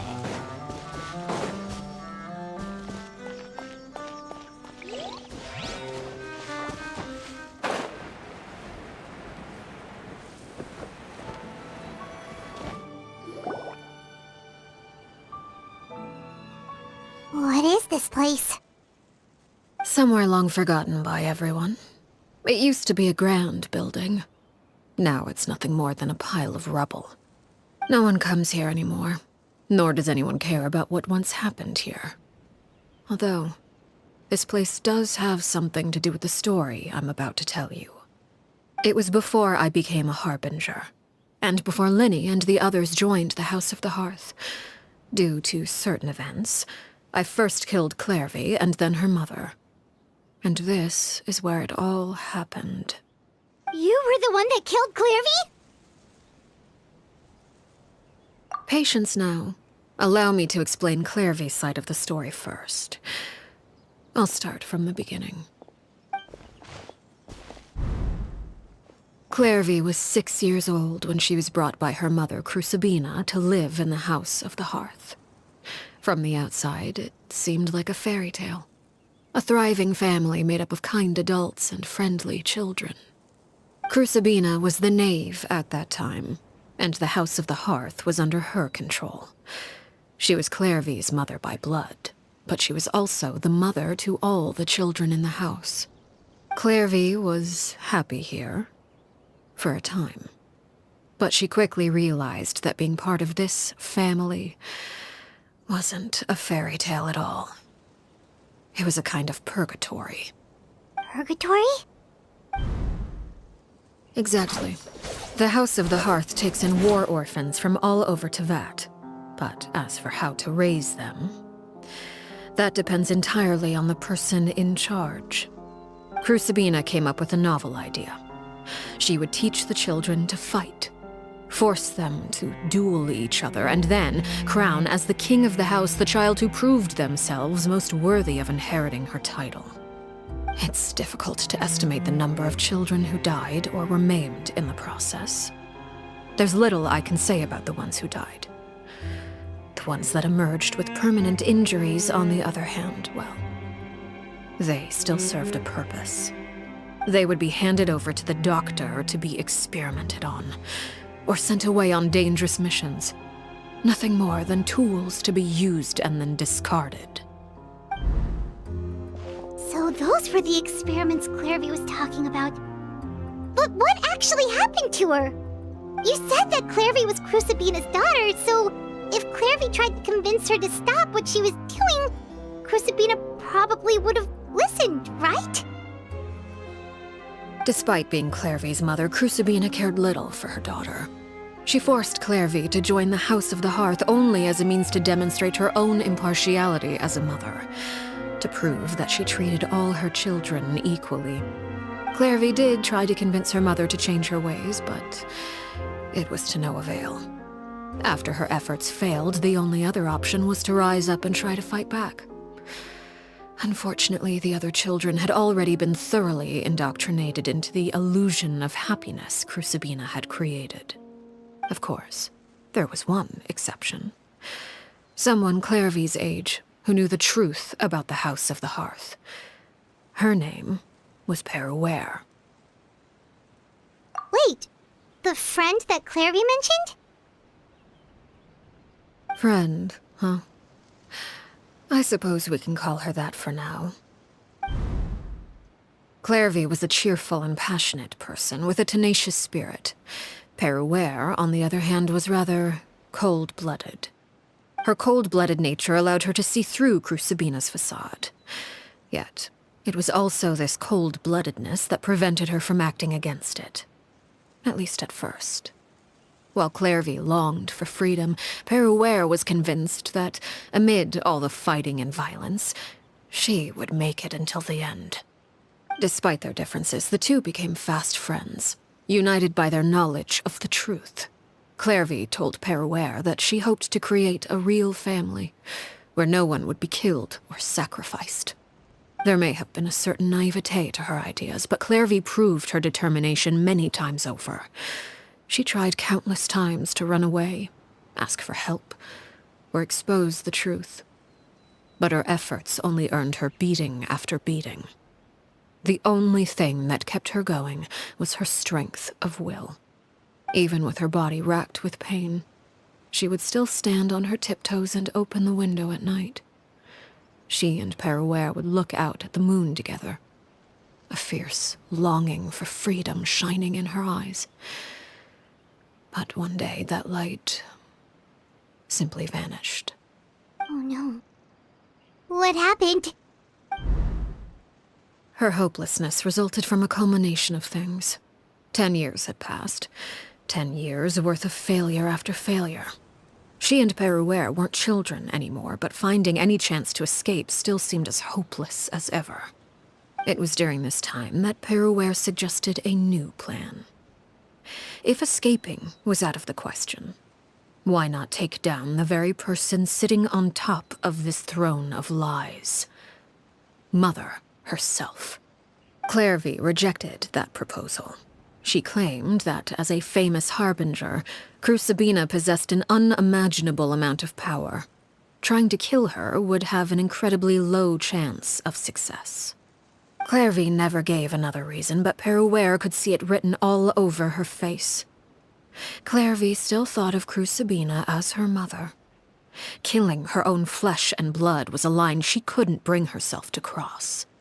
If she couldn't escape and fight back, then only one option remained.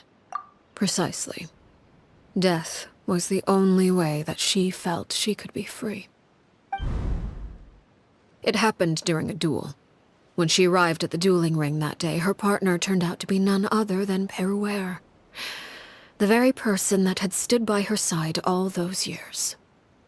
It was a fierce battle, but ultimately, Clairvy decided to let Peruere end her life. From that moment on, Paraware's journey was one written in flames. When the rain finally came and washed it all away, there she stood, the sole victor in Mother's endless game of slaughter. A trail of corpses strewn across her path to success. It was the very result she had predicted 10 years prior. Even then, she believed she would make it until the end. She wasn't surprised by the fact that she emerged as Mother's undisputed heir. Rather, her success left her with an inexplicable sense of restlessness. She was unsettled. And there was only one thing that could quell that sensation. Perhaps you two would like to take a guess as to what it was? Crucibina, you mean? But... Correct.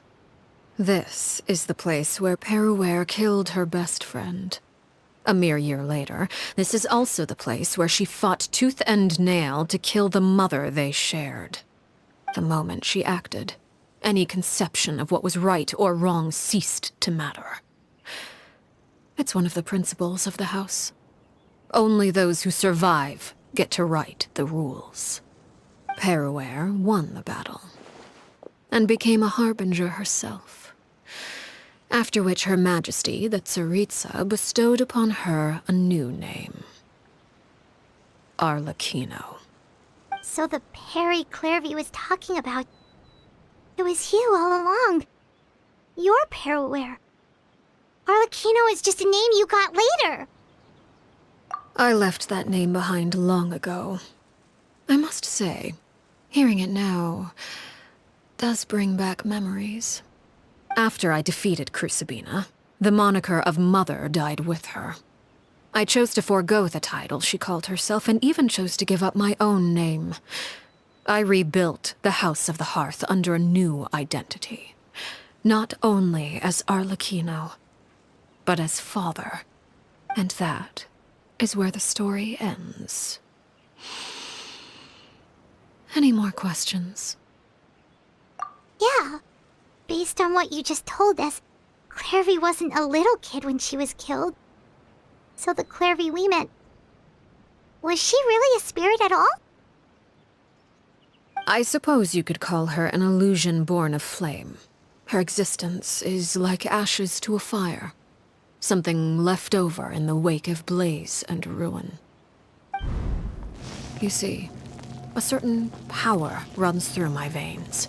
It's not unlike a curse. My flames leave behind shadows of anything they consume. Of course, the chances of those shadows morphing into a sentient entity are exceedingly slim. Clairvy is a very special case. Clairvy died when she was 16 years old, but what emerged from the flames was her 6-year-old self. Her appearance wasn't the only thing affected. Most of her memories were lost to the blaze as well. Memory is a mysterious thing indeed. Losing a portion of your memories will alter your sense of self. Lose 10 years' worth, however, and it would be like living in the past. Like returning to a version of yourself that never grew up. No wonder Paimon got such a weird feeling when we were talking to her. Perhaps I should put it this way. Clairvy is someone trapped in time. It may seem like she exists with us in the present, but she truly lives in the confines of her own past. So if all of that is true, then you must have known about Clairvy for a long time. Indeed. She's a rather volatile and unstable entity. Sometimes she would look after the children. She's even saved some of their lives. But other times, she would hide from me and become obsessed with revealing the truth about the house to anyone who will listen. Shadows don't have the capacity to learn or grow. Any new information they encounter is quickly forgotten over time. Your attempts to expose Clairvy to sunlight. They failed, yes? The reason is actually quite simple. In Clairvy's mind, the house is impossible to escape. And it is this very perception that traps her there. But no matter. All I have to do is kill her again, and all will be resolved. I don't anticipate so much as a single speck of ash will be left behind this time. Wait! Paimon can understand why you might want her gone, but isn't there another way? So what if she's trapped in her 6-year-old self? She's still your friend! At least talk to her first! It's too late for that. She broke the rules, and now she must be punished. That goes for Filial and Nantoy as well. She's had quite the effect on them. I hope you understand. The difference between Crucibina and myself lies in our formulation of the rules, not our policy for enforcing them. Upholding the rules without question is a trait we both share, because that is how a household should be run. Is this really what you want to do? Whatever could you mean? Don't you want to say a proper goodbye at least? Whether as a killer or as a father, there are two things that must be avoided at all costs: anger and sorrow. Anger makes you impulsive. Sorrow causes you to waver. Well, it appears it's about time to proceed. Before we arrived, I told some of my well-behaved children to bring our troublemakers here by nightfall. I do believe I've kept my end of the deal. I give your friends quite a bit more time.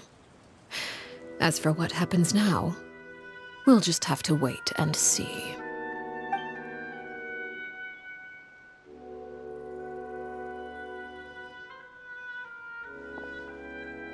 Here they are, Father.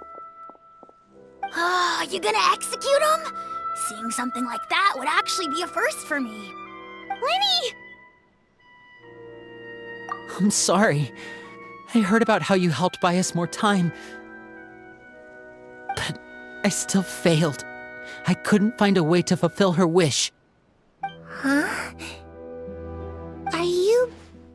Perry? Indeed, it's been a while, Clairvy. Perry! Shh. Stay right there. I'm sorry to postpone our reunion, but first I believe certain scores need settling.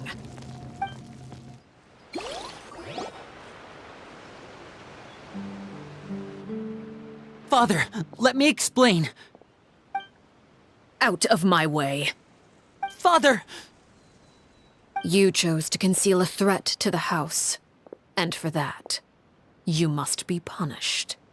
Overall, however, I suppose your wrongdoing is hardly the most egregious of the bunch, so I'll deal with your punishments later. As for right now, the more pressing concerns are the traitors among us. By traitors? Do you mean us? Father, let me explain. We didn't mean to... Fultz, why don't you share what you heard? Yes, Father. Secret Midnight Meeting number 3. Participants: Filial, Nantoy, Sato, Toddy. Nantoy clearly said, "If only Father wasn't the one who took us in." Sato added, "I'm sick of this life. I just want to live as a normal person." Filial was the worst of them all. She called us crazies and said a bunch of mean things about Father. I did not! You're lying! Fultz is trying to frame us. It's not like I'm the only one who heard those things. After that, you and Toddy and a bunch of other people started talking about Clairvy.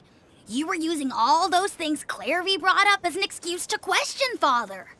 We're birds locked in a cage. The only way out is to destroy it. That's what you said, wasn't it?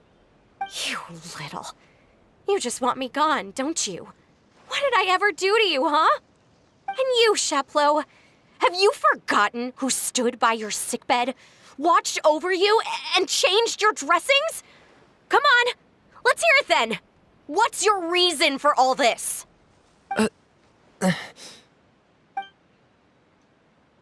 You're wrong, Filial. We don't want you to die. You're our family. Liar. You wouldn't be doing this if that were the case. So why? Why have you backed us into a corner? We all live in the House of the Hearth. You know the type of work we do, Filial. A single betrayal can cost dozens of us our lives. It's not like it's never happened before. That kind of thing is hard to forget. That's why the House of the Hearth cannot tolerate any form of betrayal. Ever since we came to Poisson, you've had 7 secret meetings. A lot of the things you talked about really crossed the line. You've been spying on us for half a month? Wait a second. Now that I think about it, the move to Poisson was just a way to make it easier to spy on us, wasn't it? Because we were all in one place. You've had this planned all along. Filial, Nantoy, I'm sorry. I owe you both my life. I owe Clairvy too. If it weren't for all your help after I got poisoned, I wouldn't be standing here today. If this were any other situation, I would do anything to repay that kindness, even if it cost me my life. But rules are rules. I'm sorry. My hands are tied. Why? Why? That's enough, Filial. We made a mistake, and we should own up to it. We broke the rules, plain and simple. And now we have to face the consequences. I'm sorry, Chapleau. Fultz. I'm sorry, Father. We accept our punishment. Chapleau, according to the rules of the House of the Hearth, how should these traitors be punished? All those who betray the house pay with their lives. And so it shall be.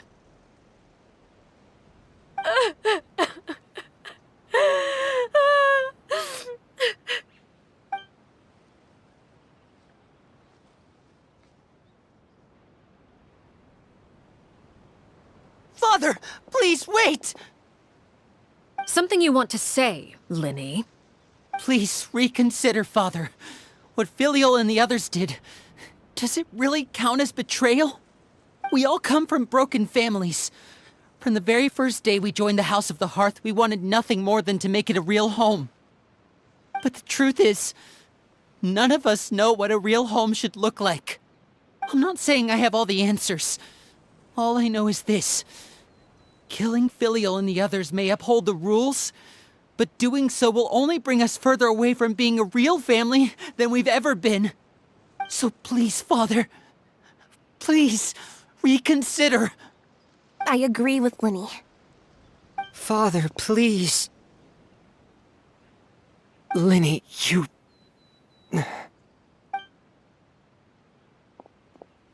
I also agree with Linny.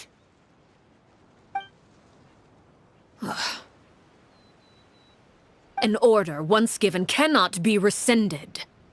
However, given the extent of your determination, I suppose we shall have to go about this a different way. Draw your weapons and face me. Our weapons? Father, are you referring to a duel? Precisely. The rules of the house will not be altered. Traitors must be punished. However, resolving disputes with a duel is also one of our rules, one that also applies to me. Demonstrate a sufficient showing of strength, and I shall offer a concession. Wait. Beat Father in a duel? Impossible. Father is way too strong, even for Linny.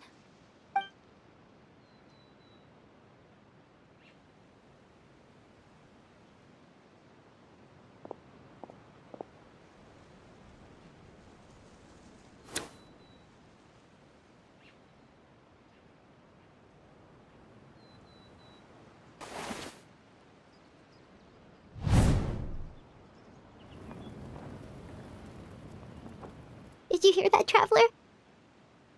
Lenny and the others have to duel the knave. What should we do? Can they really win something like that?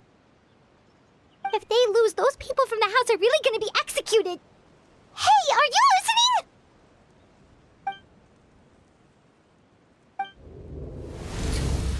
Don't you want to say a proper goodbye at least?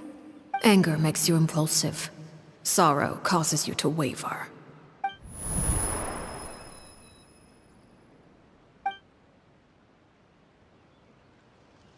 Oh, looking at that expression on her face, she seems really serious about this. Guess that means there's no chance she's throwing the duel on purpose, huh? When guests are around, families are often on their best behavior. And any disputes are less likely to escalate. When the time comes, make the choice that you deem most appropriate in the situation, and lend your help to the House of the Hearth. What's wrong, Traveler? Hey, where are you going? Traveler? You're asking to join the duel against the knave? I'll allow it. We do have a ready-made dueling ring at our disposal, after all. All I would advise is this. Keep a firm grasp on your weapon, and give it your all. Any less, and you may just lose your life.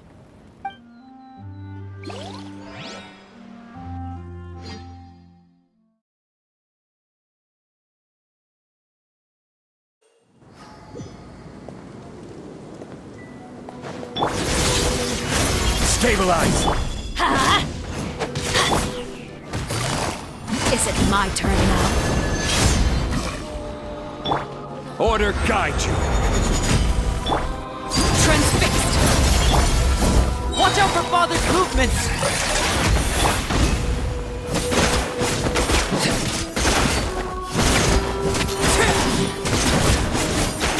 Now that's more like it.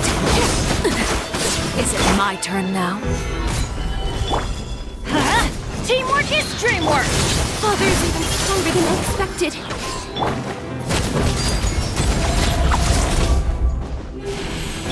Spare your energy. Running is of little use. Solidify! Have a taste of Purgatory. Getting here!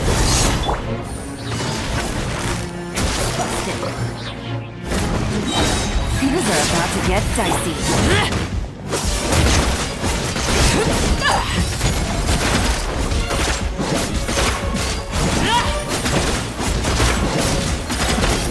And voila! Everybody stand back! The countdown has begun. Gotcha! Like a fly tangled in a web, transfixed. How am I with thee? Who's next? Are you alright?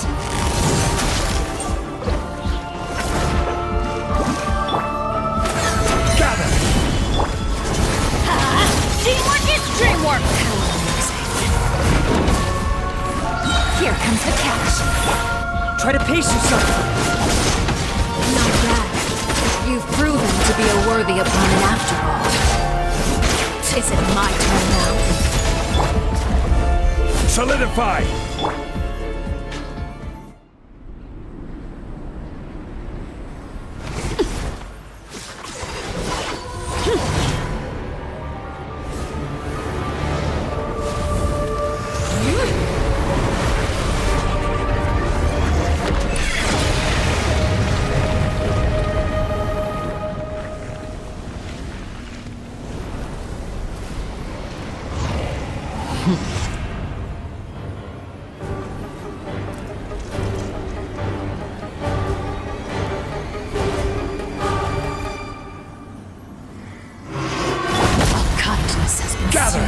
This is order. My blade is all that remains. Busted. Quietly now. Lay out our chance! Over here!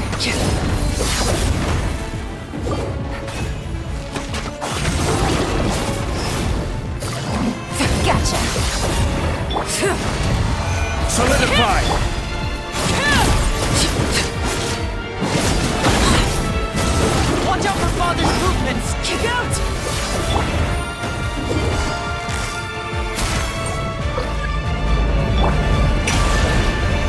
Stabilize! Your punishment made manifest. Things are about to get dicey. Transfixed. No more chips! Over here! Who's next? Solidify! The sun and moon have set.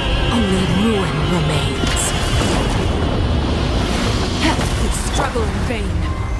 Watch out for Father's movements! Look out! Sunrise, only the beginning.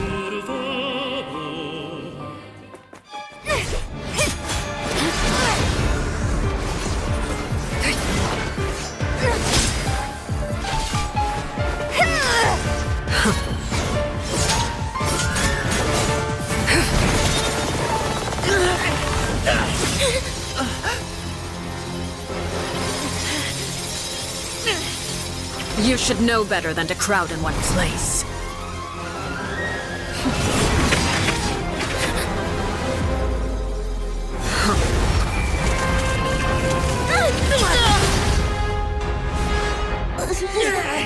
Oh, I know. No! I'm sorry, Father!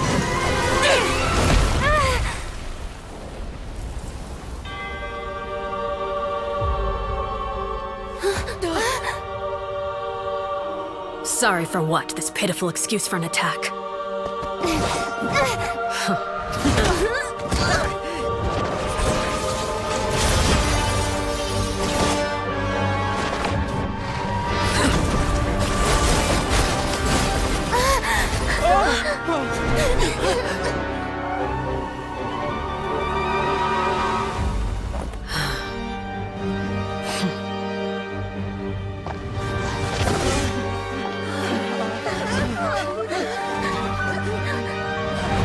Father, no!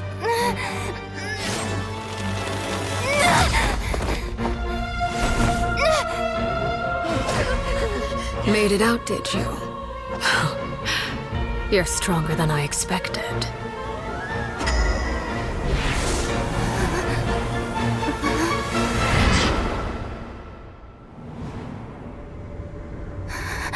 A crimson moon. I can't move.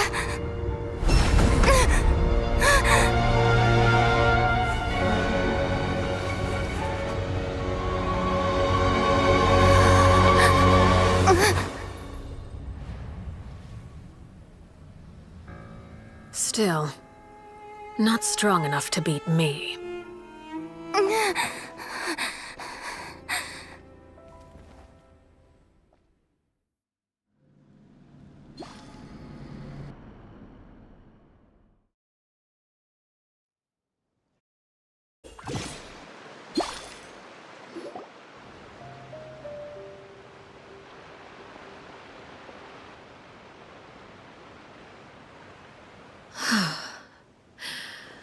I believe we can end things here. It's not often that we get to enjoy the company of guests, after all. We wouldn't want things to get too out of hand. Brother, are you all right? Lenny. Given that I am the victor of this duel, as agreed, the punishment stands. No! I never thought things would end like this.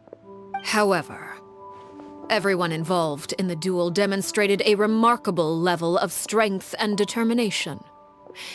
In light of this, I'm prepared to change the method of execution. Elwar, the bottled flames I gave you for safekeeping. Do you still have them? Yes? I wasn't sure what they were for, but I've kept them super safe. I didn't lose a single one. Wonderful. Then, in just a moment, I'll have you administer them. Bottled flames? Indeed. They're the product of a secret experiment. Under certain special circumstances, flames can be extracted from my person and preserved. Once ingested, searing pain will spread across every inch of your body. No harm will come to you physically, but your memories will be burned away. If you can withstand the pain. When you awake, you'll have forgotten everything you know about the House of the Hearth, and will be expelled from the organization. In other words, administering this concoction will kill the version of you that grew up in the house, and give you a new identity.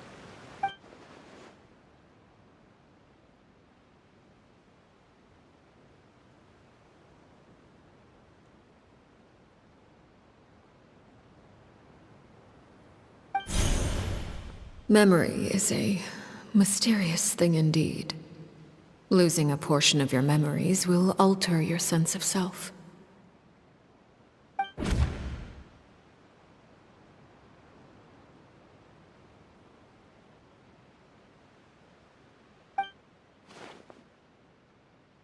So, you're just letting us go, Father? You misunderstand. Memories are extremely important. Once consumed by flame, the version of you standing before me will die, and our secrets will die with you. So no, I don't intend to just let you go, because the person who survives will be nothing but a stranger. Even so, I won't have to live in fear anymore. I'm sorry, Father. I'm sorry I let you down.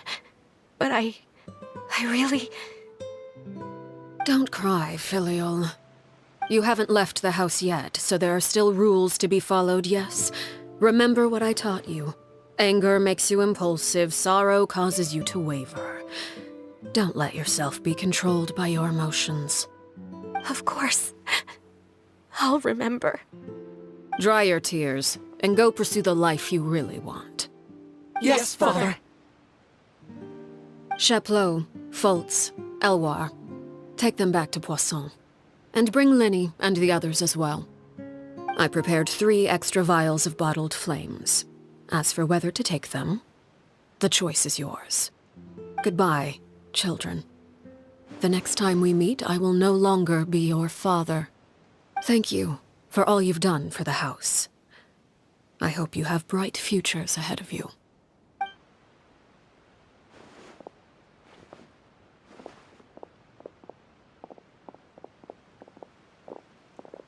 Father.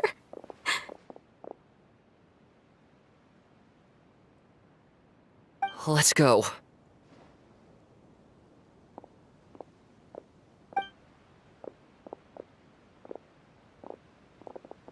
Here, grab my arm, Linny. I'll help you walk back. Thank you.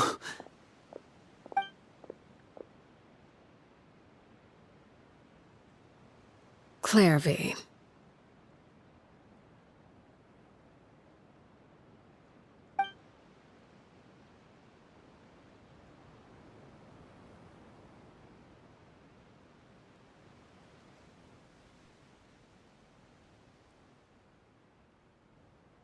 Can we talk now? I've been waiting for a super long time. You really are Perry, aren't you? I haven't seen you in so long. How come you're all grown up?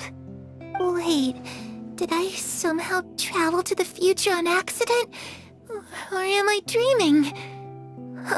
What a long dream. Neither. You died, Clairvy. That's what happened. You could have at least sugarcoated it a little. Look, she's so speechless. Oh. Okay then. Huh? That's it? You accepted it just like that? Yep. If that's what Perry says happened, then I believe her. Perry wouldn't lie to me. Plus, I don't really need to know why I'm like this. I'm more curious about what happens in the future. If you're a harbinger now, Perry, that means Mother is gone, isn't she? Can you tell me about it? I want to know what happened to her. And to me. You never stopped trying to defy fate. At first, no one believed you. You could only vent your frustrations to the moon. In fact, you often sought comfort in the night sky. You wanted to see the aurora, so one night we promised each other we would go to Snezhnaya to see it together. Later on, you tried to run away, but you were brought back each time. Mother spared your life, but it wasn't out of kindness. Instead, she decided to make an example of you by slowly torturing you over time. That way, the other children would know what happens to traitors. Still, you never gave up. Mother hoped that through ruthless duel after ruthless duel, she would be able to crown an ultimate victor among the children she raised. But you called on everyone to unite, to fight to a draw in order to reduce casualties. Your efforts may have only delayed the inevitable, but still. You gave them hope.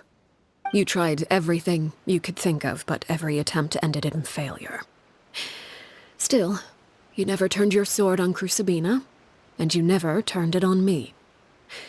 On that gloomy day, you told me, "For the last 16 years of my life, I've done everything I can to fight for freedom. But now, I realize that the only freedom I truly possess is the freedom to choose to die." I never imagined I would say something like that. I must have been feeling really worn down. But somehow, I still think I understand. According to Mother's plan, only one of us was going to make it until the end. And I always hoped that person would be you. If I could do it all over again, I still don't think I would make a different choice. Even when I first met you, I knew you'd be able to do what I couldn't. Is that so? Even now, I'm not sure I truly understand what kind of freedom you were trying to pursue. But as the head of the House of the Hearth, and as the children's father, I've tried to give them the most basic of freedoms. The freedom to choose their own fate. It's something I discussed with the Iudex of Fontaine. The children who want to leave the house will have their memories wiped clean of all secrets pertaining to the organization. In return, they will be allowed to live a normal life in Fontaine without being prosecuted for their past. Of course, I won't simply hand freedom to them on a silver platter. They have to fight for it and prove themselves worthy of it. Only freedom that is earned has true value. That's more than enough. That's exactly the kind of life I was fighting for.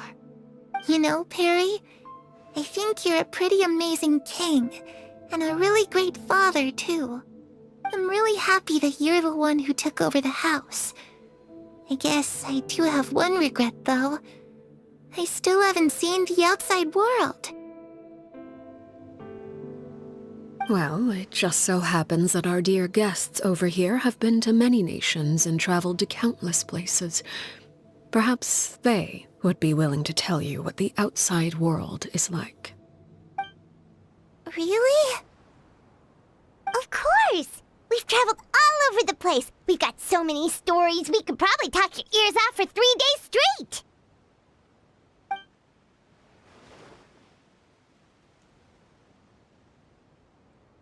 You know, I used to dream of being a bard. Playing the lute while singing into the winds of freedom. Even if there was no one there to listen, I would have continued to sing no matter what. Ah, that's where Mora comes from. I never knew that before. If I had some Mora, I would buy 3 new dresses. One for me, one for Perry, and one for Mother. It's just too bad Perry doesn't like wearing dresses. And Mother, she probably wouldn't accept something like that either. I guess I'd just have to keep them all for me then. I could wear a different one every day.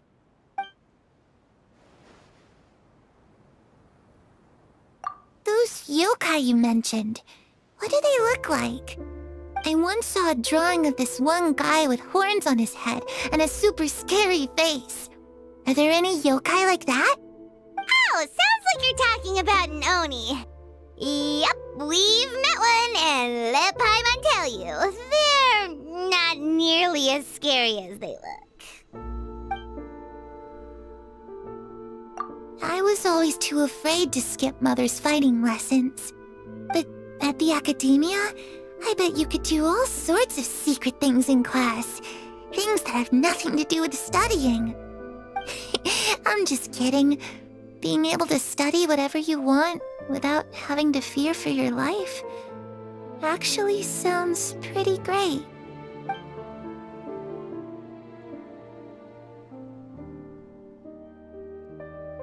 The situation was super dangerous. Lenny and Lynette were accused of committing a crime, and they were going to have to stand trial at the Opera Epicles. Oh no, that must have been hard for all of you. What happened next? Don't worry, we were able to turn the situation around super quickly, all thanks to Detective Paimon, of course. How'd you do that? Come on, tell me. Okay, so it was like this. After the failed magic show, we rushed to the scene and...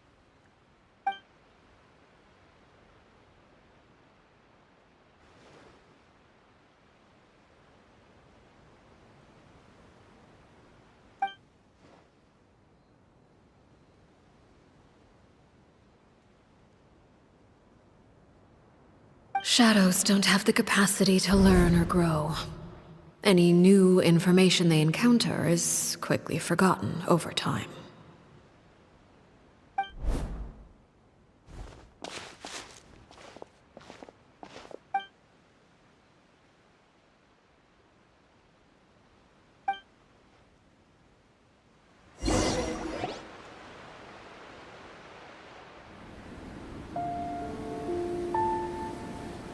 Clairvy, you've worked tirelessly from the shadows to overthrow the House of the Hearth. Now, by my authority as the Knave, I shall announce how this matter ends. You are hereby expelled from the House of the Hearth. You are no longer tied to this place, nor are you bound by its rules. You're saying that I can finally leave? I get to experience the outside world as well? Oh, I almost forgot. There's no getting older for me. Still, seeing who you grew up to be makes me really happy, Parallel. Take care of yourself. Goodbye. May we meet again someday.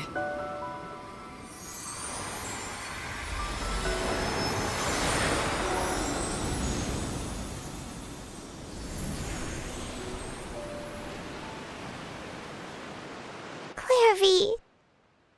She left so soon. Paimon didn't even get to finish her story. I also have certain sentiments left unsaid.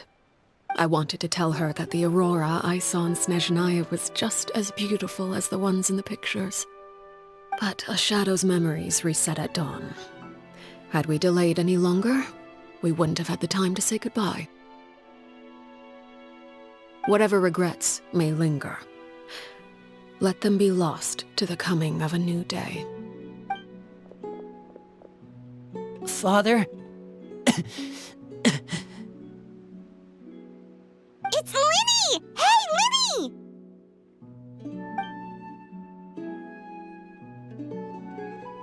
What is he doing back here? Let's go check it out.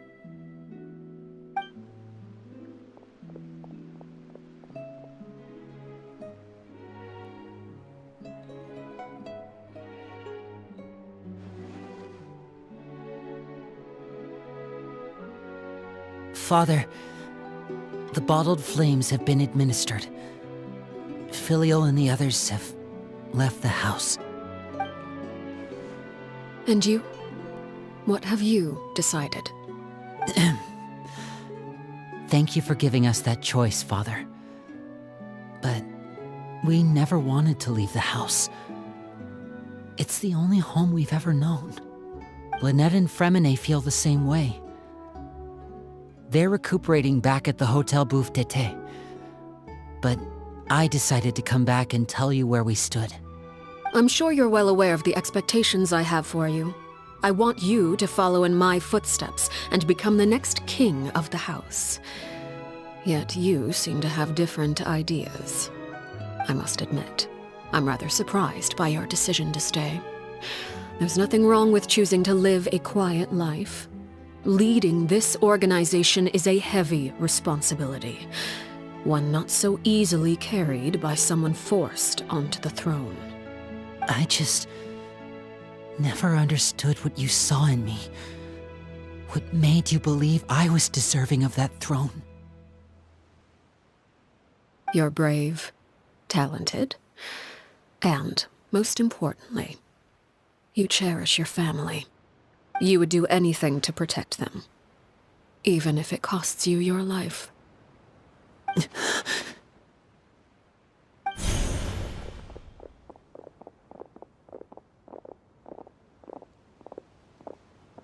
Speaking up back there was so brave of you, Linny. It's all thanks to you that we were able to convince Father to back down. You're a hero, Linny. Hero. Father is the real hero. Had Father gone all out during the duel, there's no way I would have walked away with my life. She must have had it all planned from the beginning, from the very moment she suggested a duel. I'm not deserving of that title. I'm not strong enough or smart enough. You're wrong. In my opinion, all you need to be deserving of the throne is conviction and the necessary strength to act on it. We may have different ideas of what it means to be a family, but you can hardly be said to lack conviction. What you truly lack is strength. For someone of your talent, though, that's something that will come with time. Even without that strength, you still chose to face me in a duel, even though the odds were stacked against you. That capacity to honor your convictions is what I truly see in you. Father. No one knows what the future holds, what tragedy or triumph may be in store. Being at the head of this organization requires the strength of will to face whatever comes. Caution will only hold you back.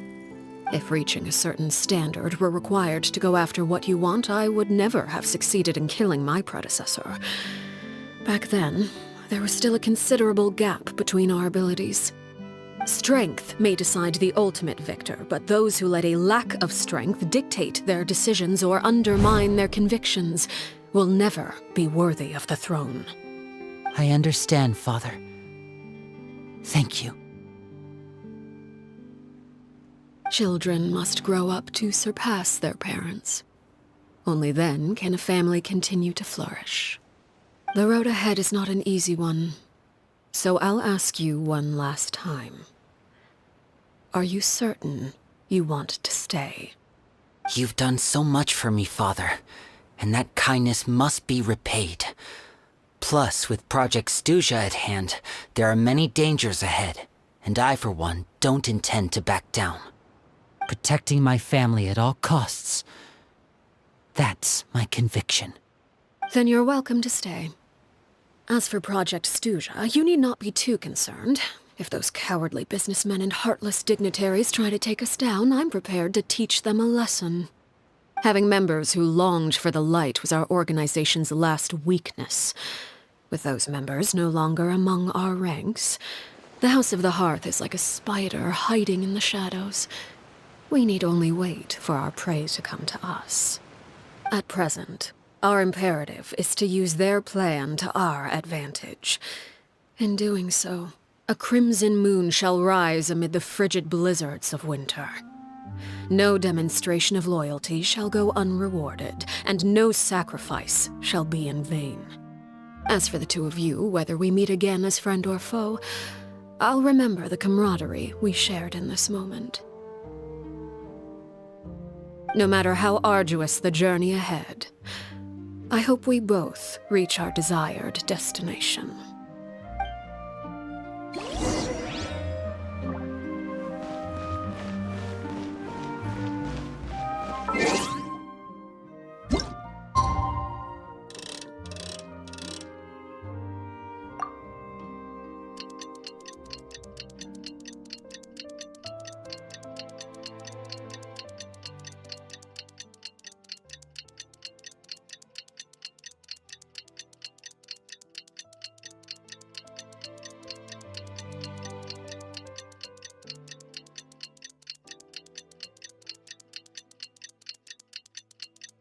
Didn't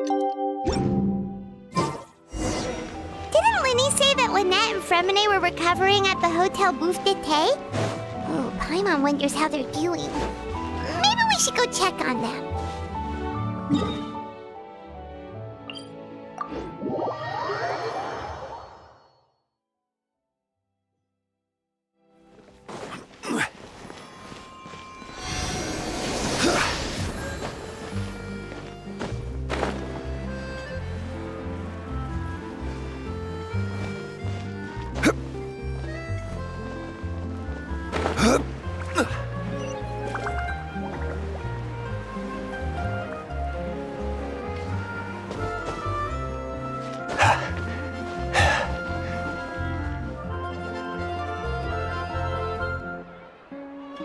Lynette, Fremine, how are you feeling?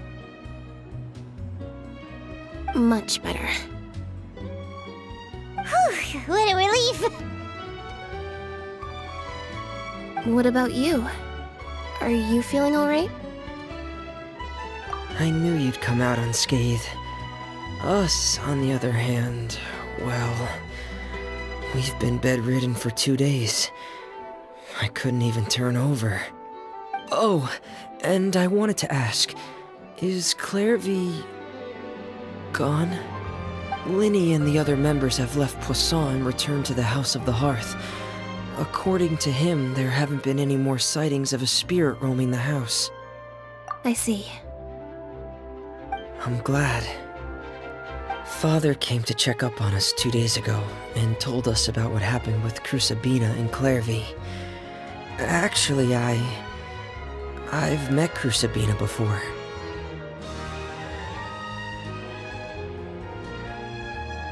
Wait, what? You've met the former knave?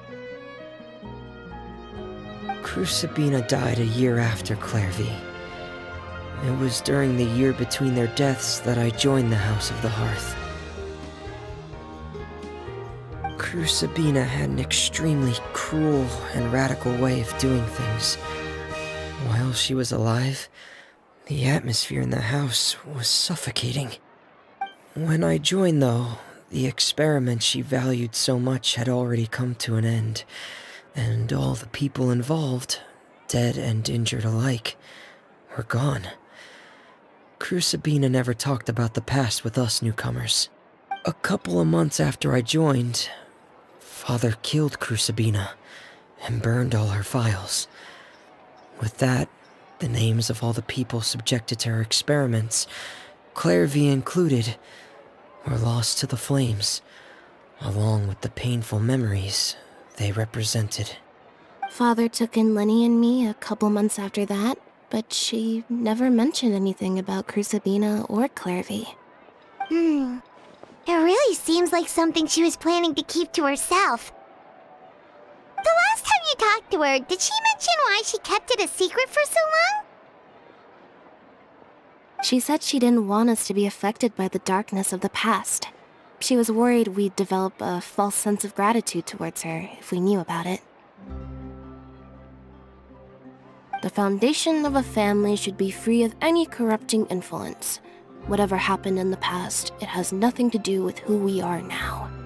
And that's what Father told us in the end. But I still thanked her for everything. It was only after hearing about what Crucibina did that I finally realized how insignificant our lives could have been. The members of the house meant nothing to her. To say that she valued them in any way, even just as a tool, would probably be giving her too much credit. If Father hadn't taken over the House of the Hearth, I probably would have already... Father rarely brings up the fact that she saved us. She doesn't believe that being indebted to her should be what ties us together. But even if we didn't owe her anything, we would still choose to stay. Because this is our home. We may have arguments or times when we feel wronged. Some people may even choose to leave. But as long as Father is here, we will always have a home. Whether the path before us is bathed in sunlight or shrouded in shadow, we'll follow Father wherever she chooses to go. So I wanted to say thank you for helping us make it through this crisis. Without your help, we could have lost a lot more along the way. Oh, we didn't do anything, really. Of course. You're welcome anytime. Are Filio and Nantoy okay? I actually saw them at a cafe this morning. They didn't recognize me. From what I could tell, they were drinking coffee and talking about one of the operas that started running recently. They seemed happy. If I had to take a guess, I would say they finally found the kind of life they always wished for.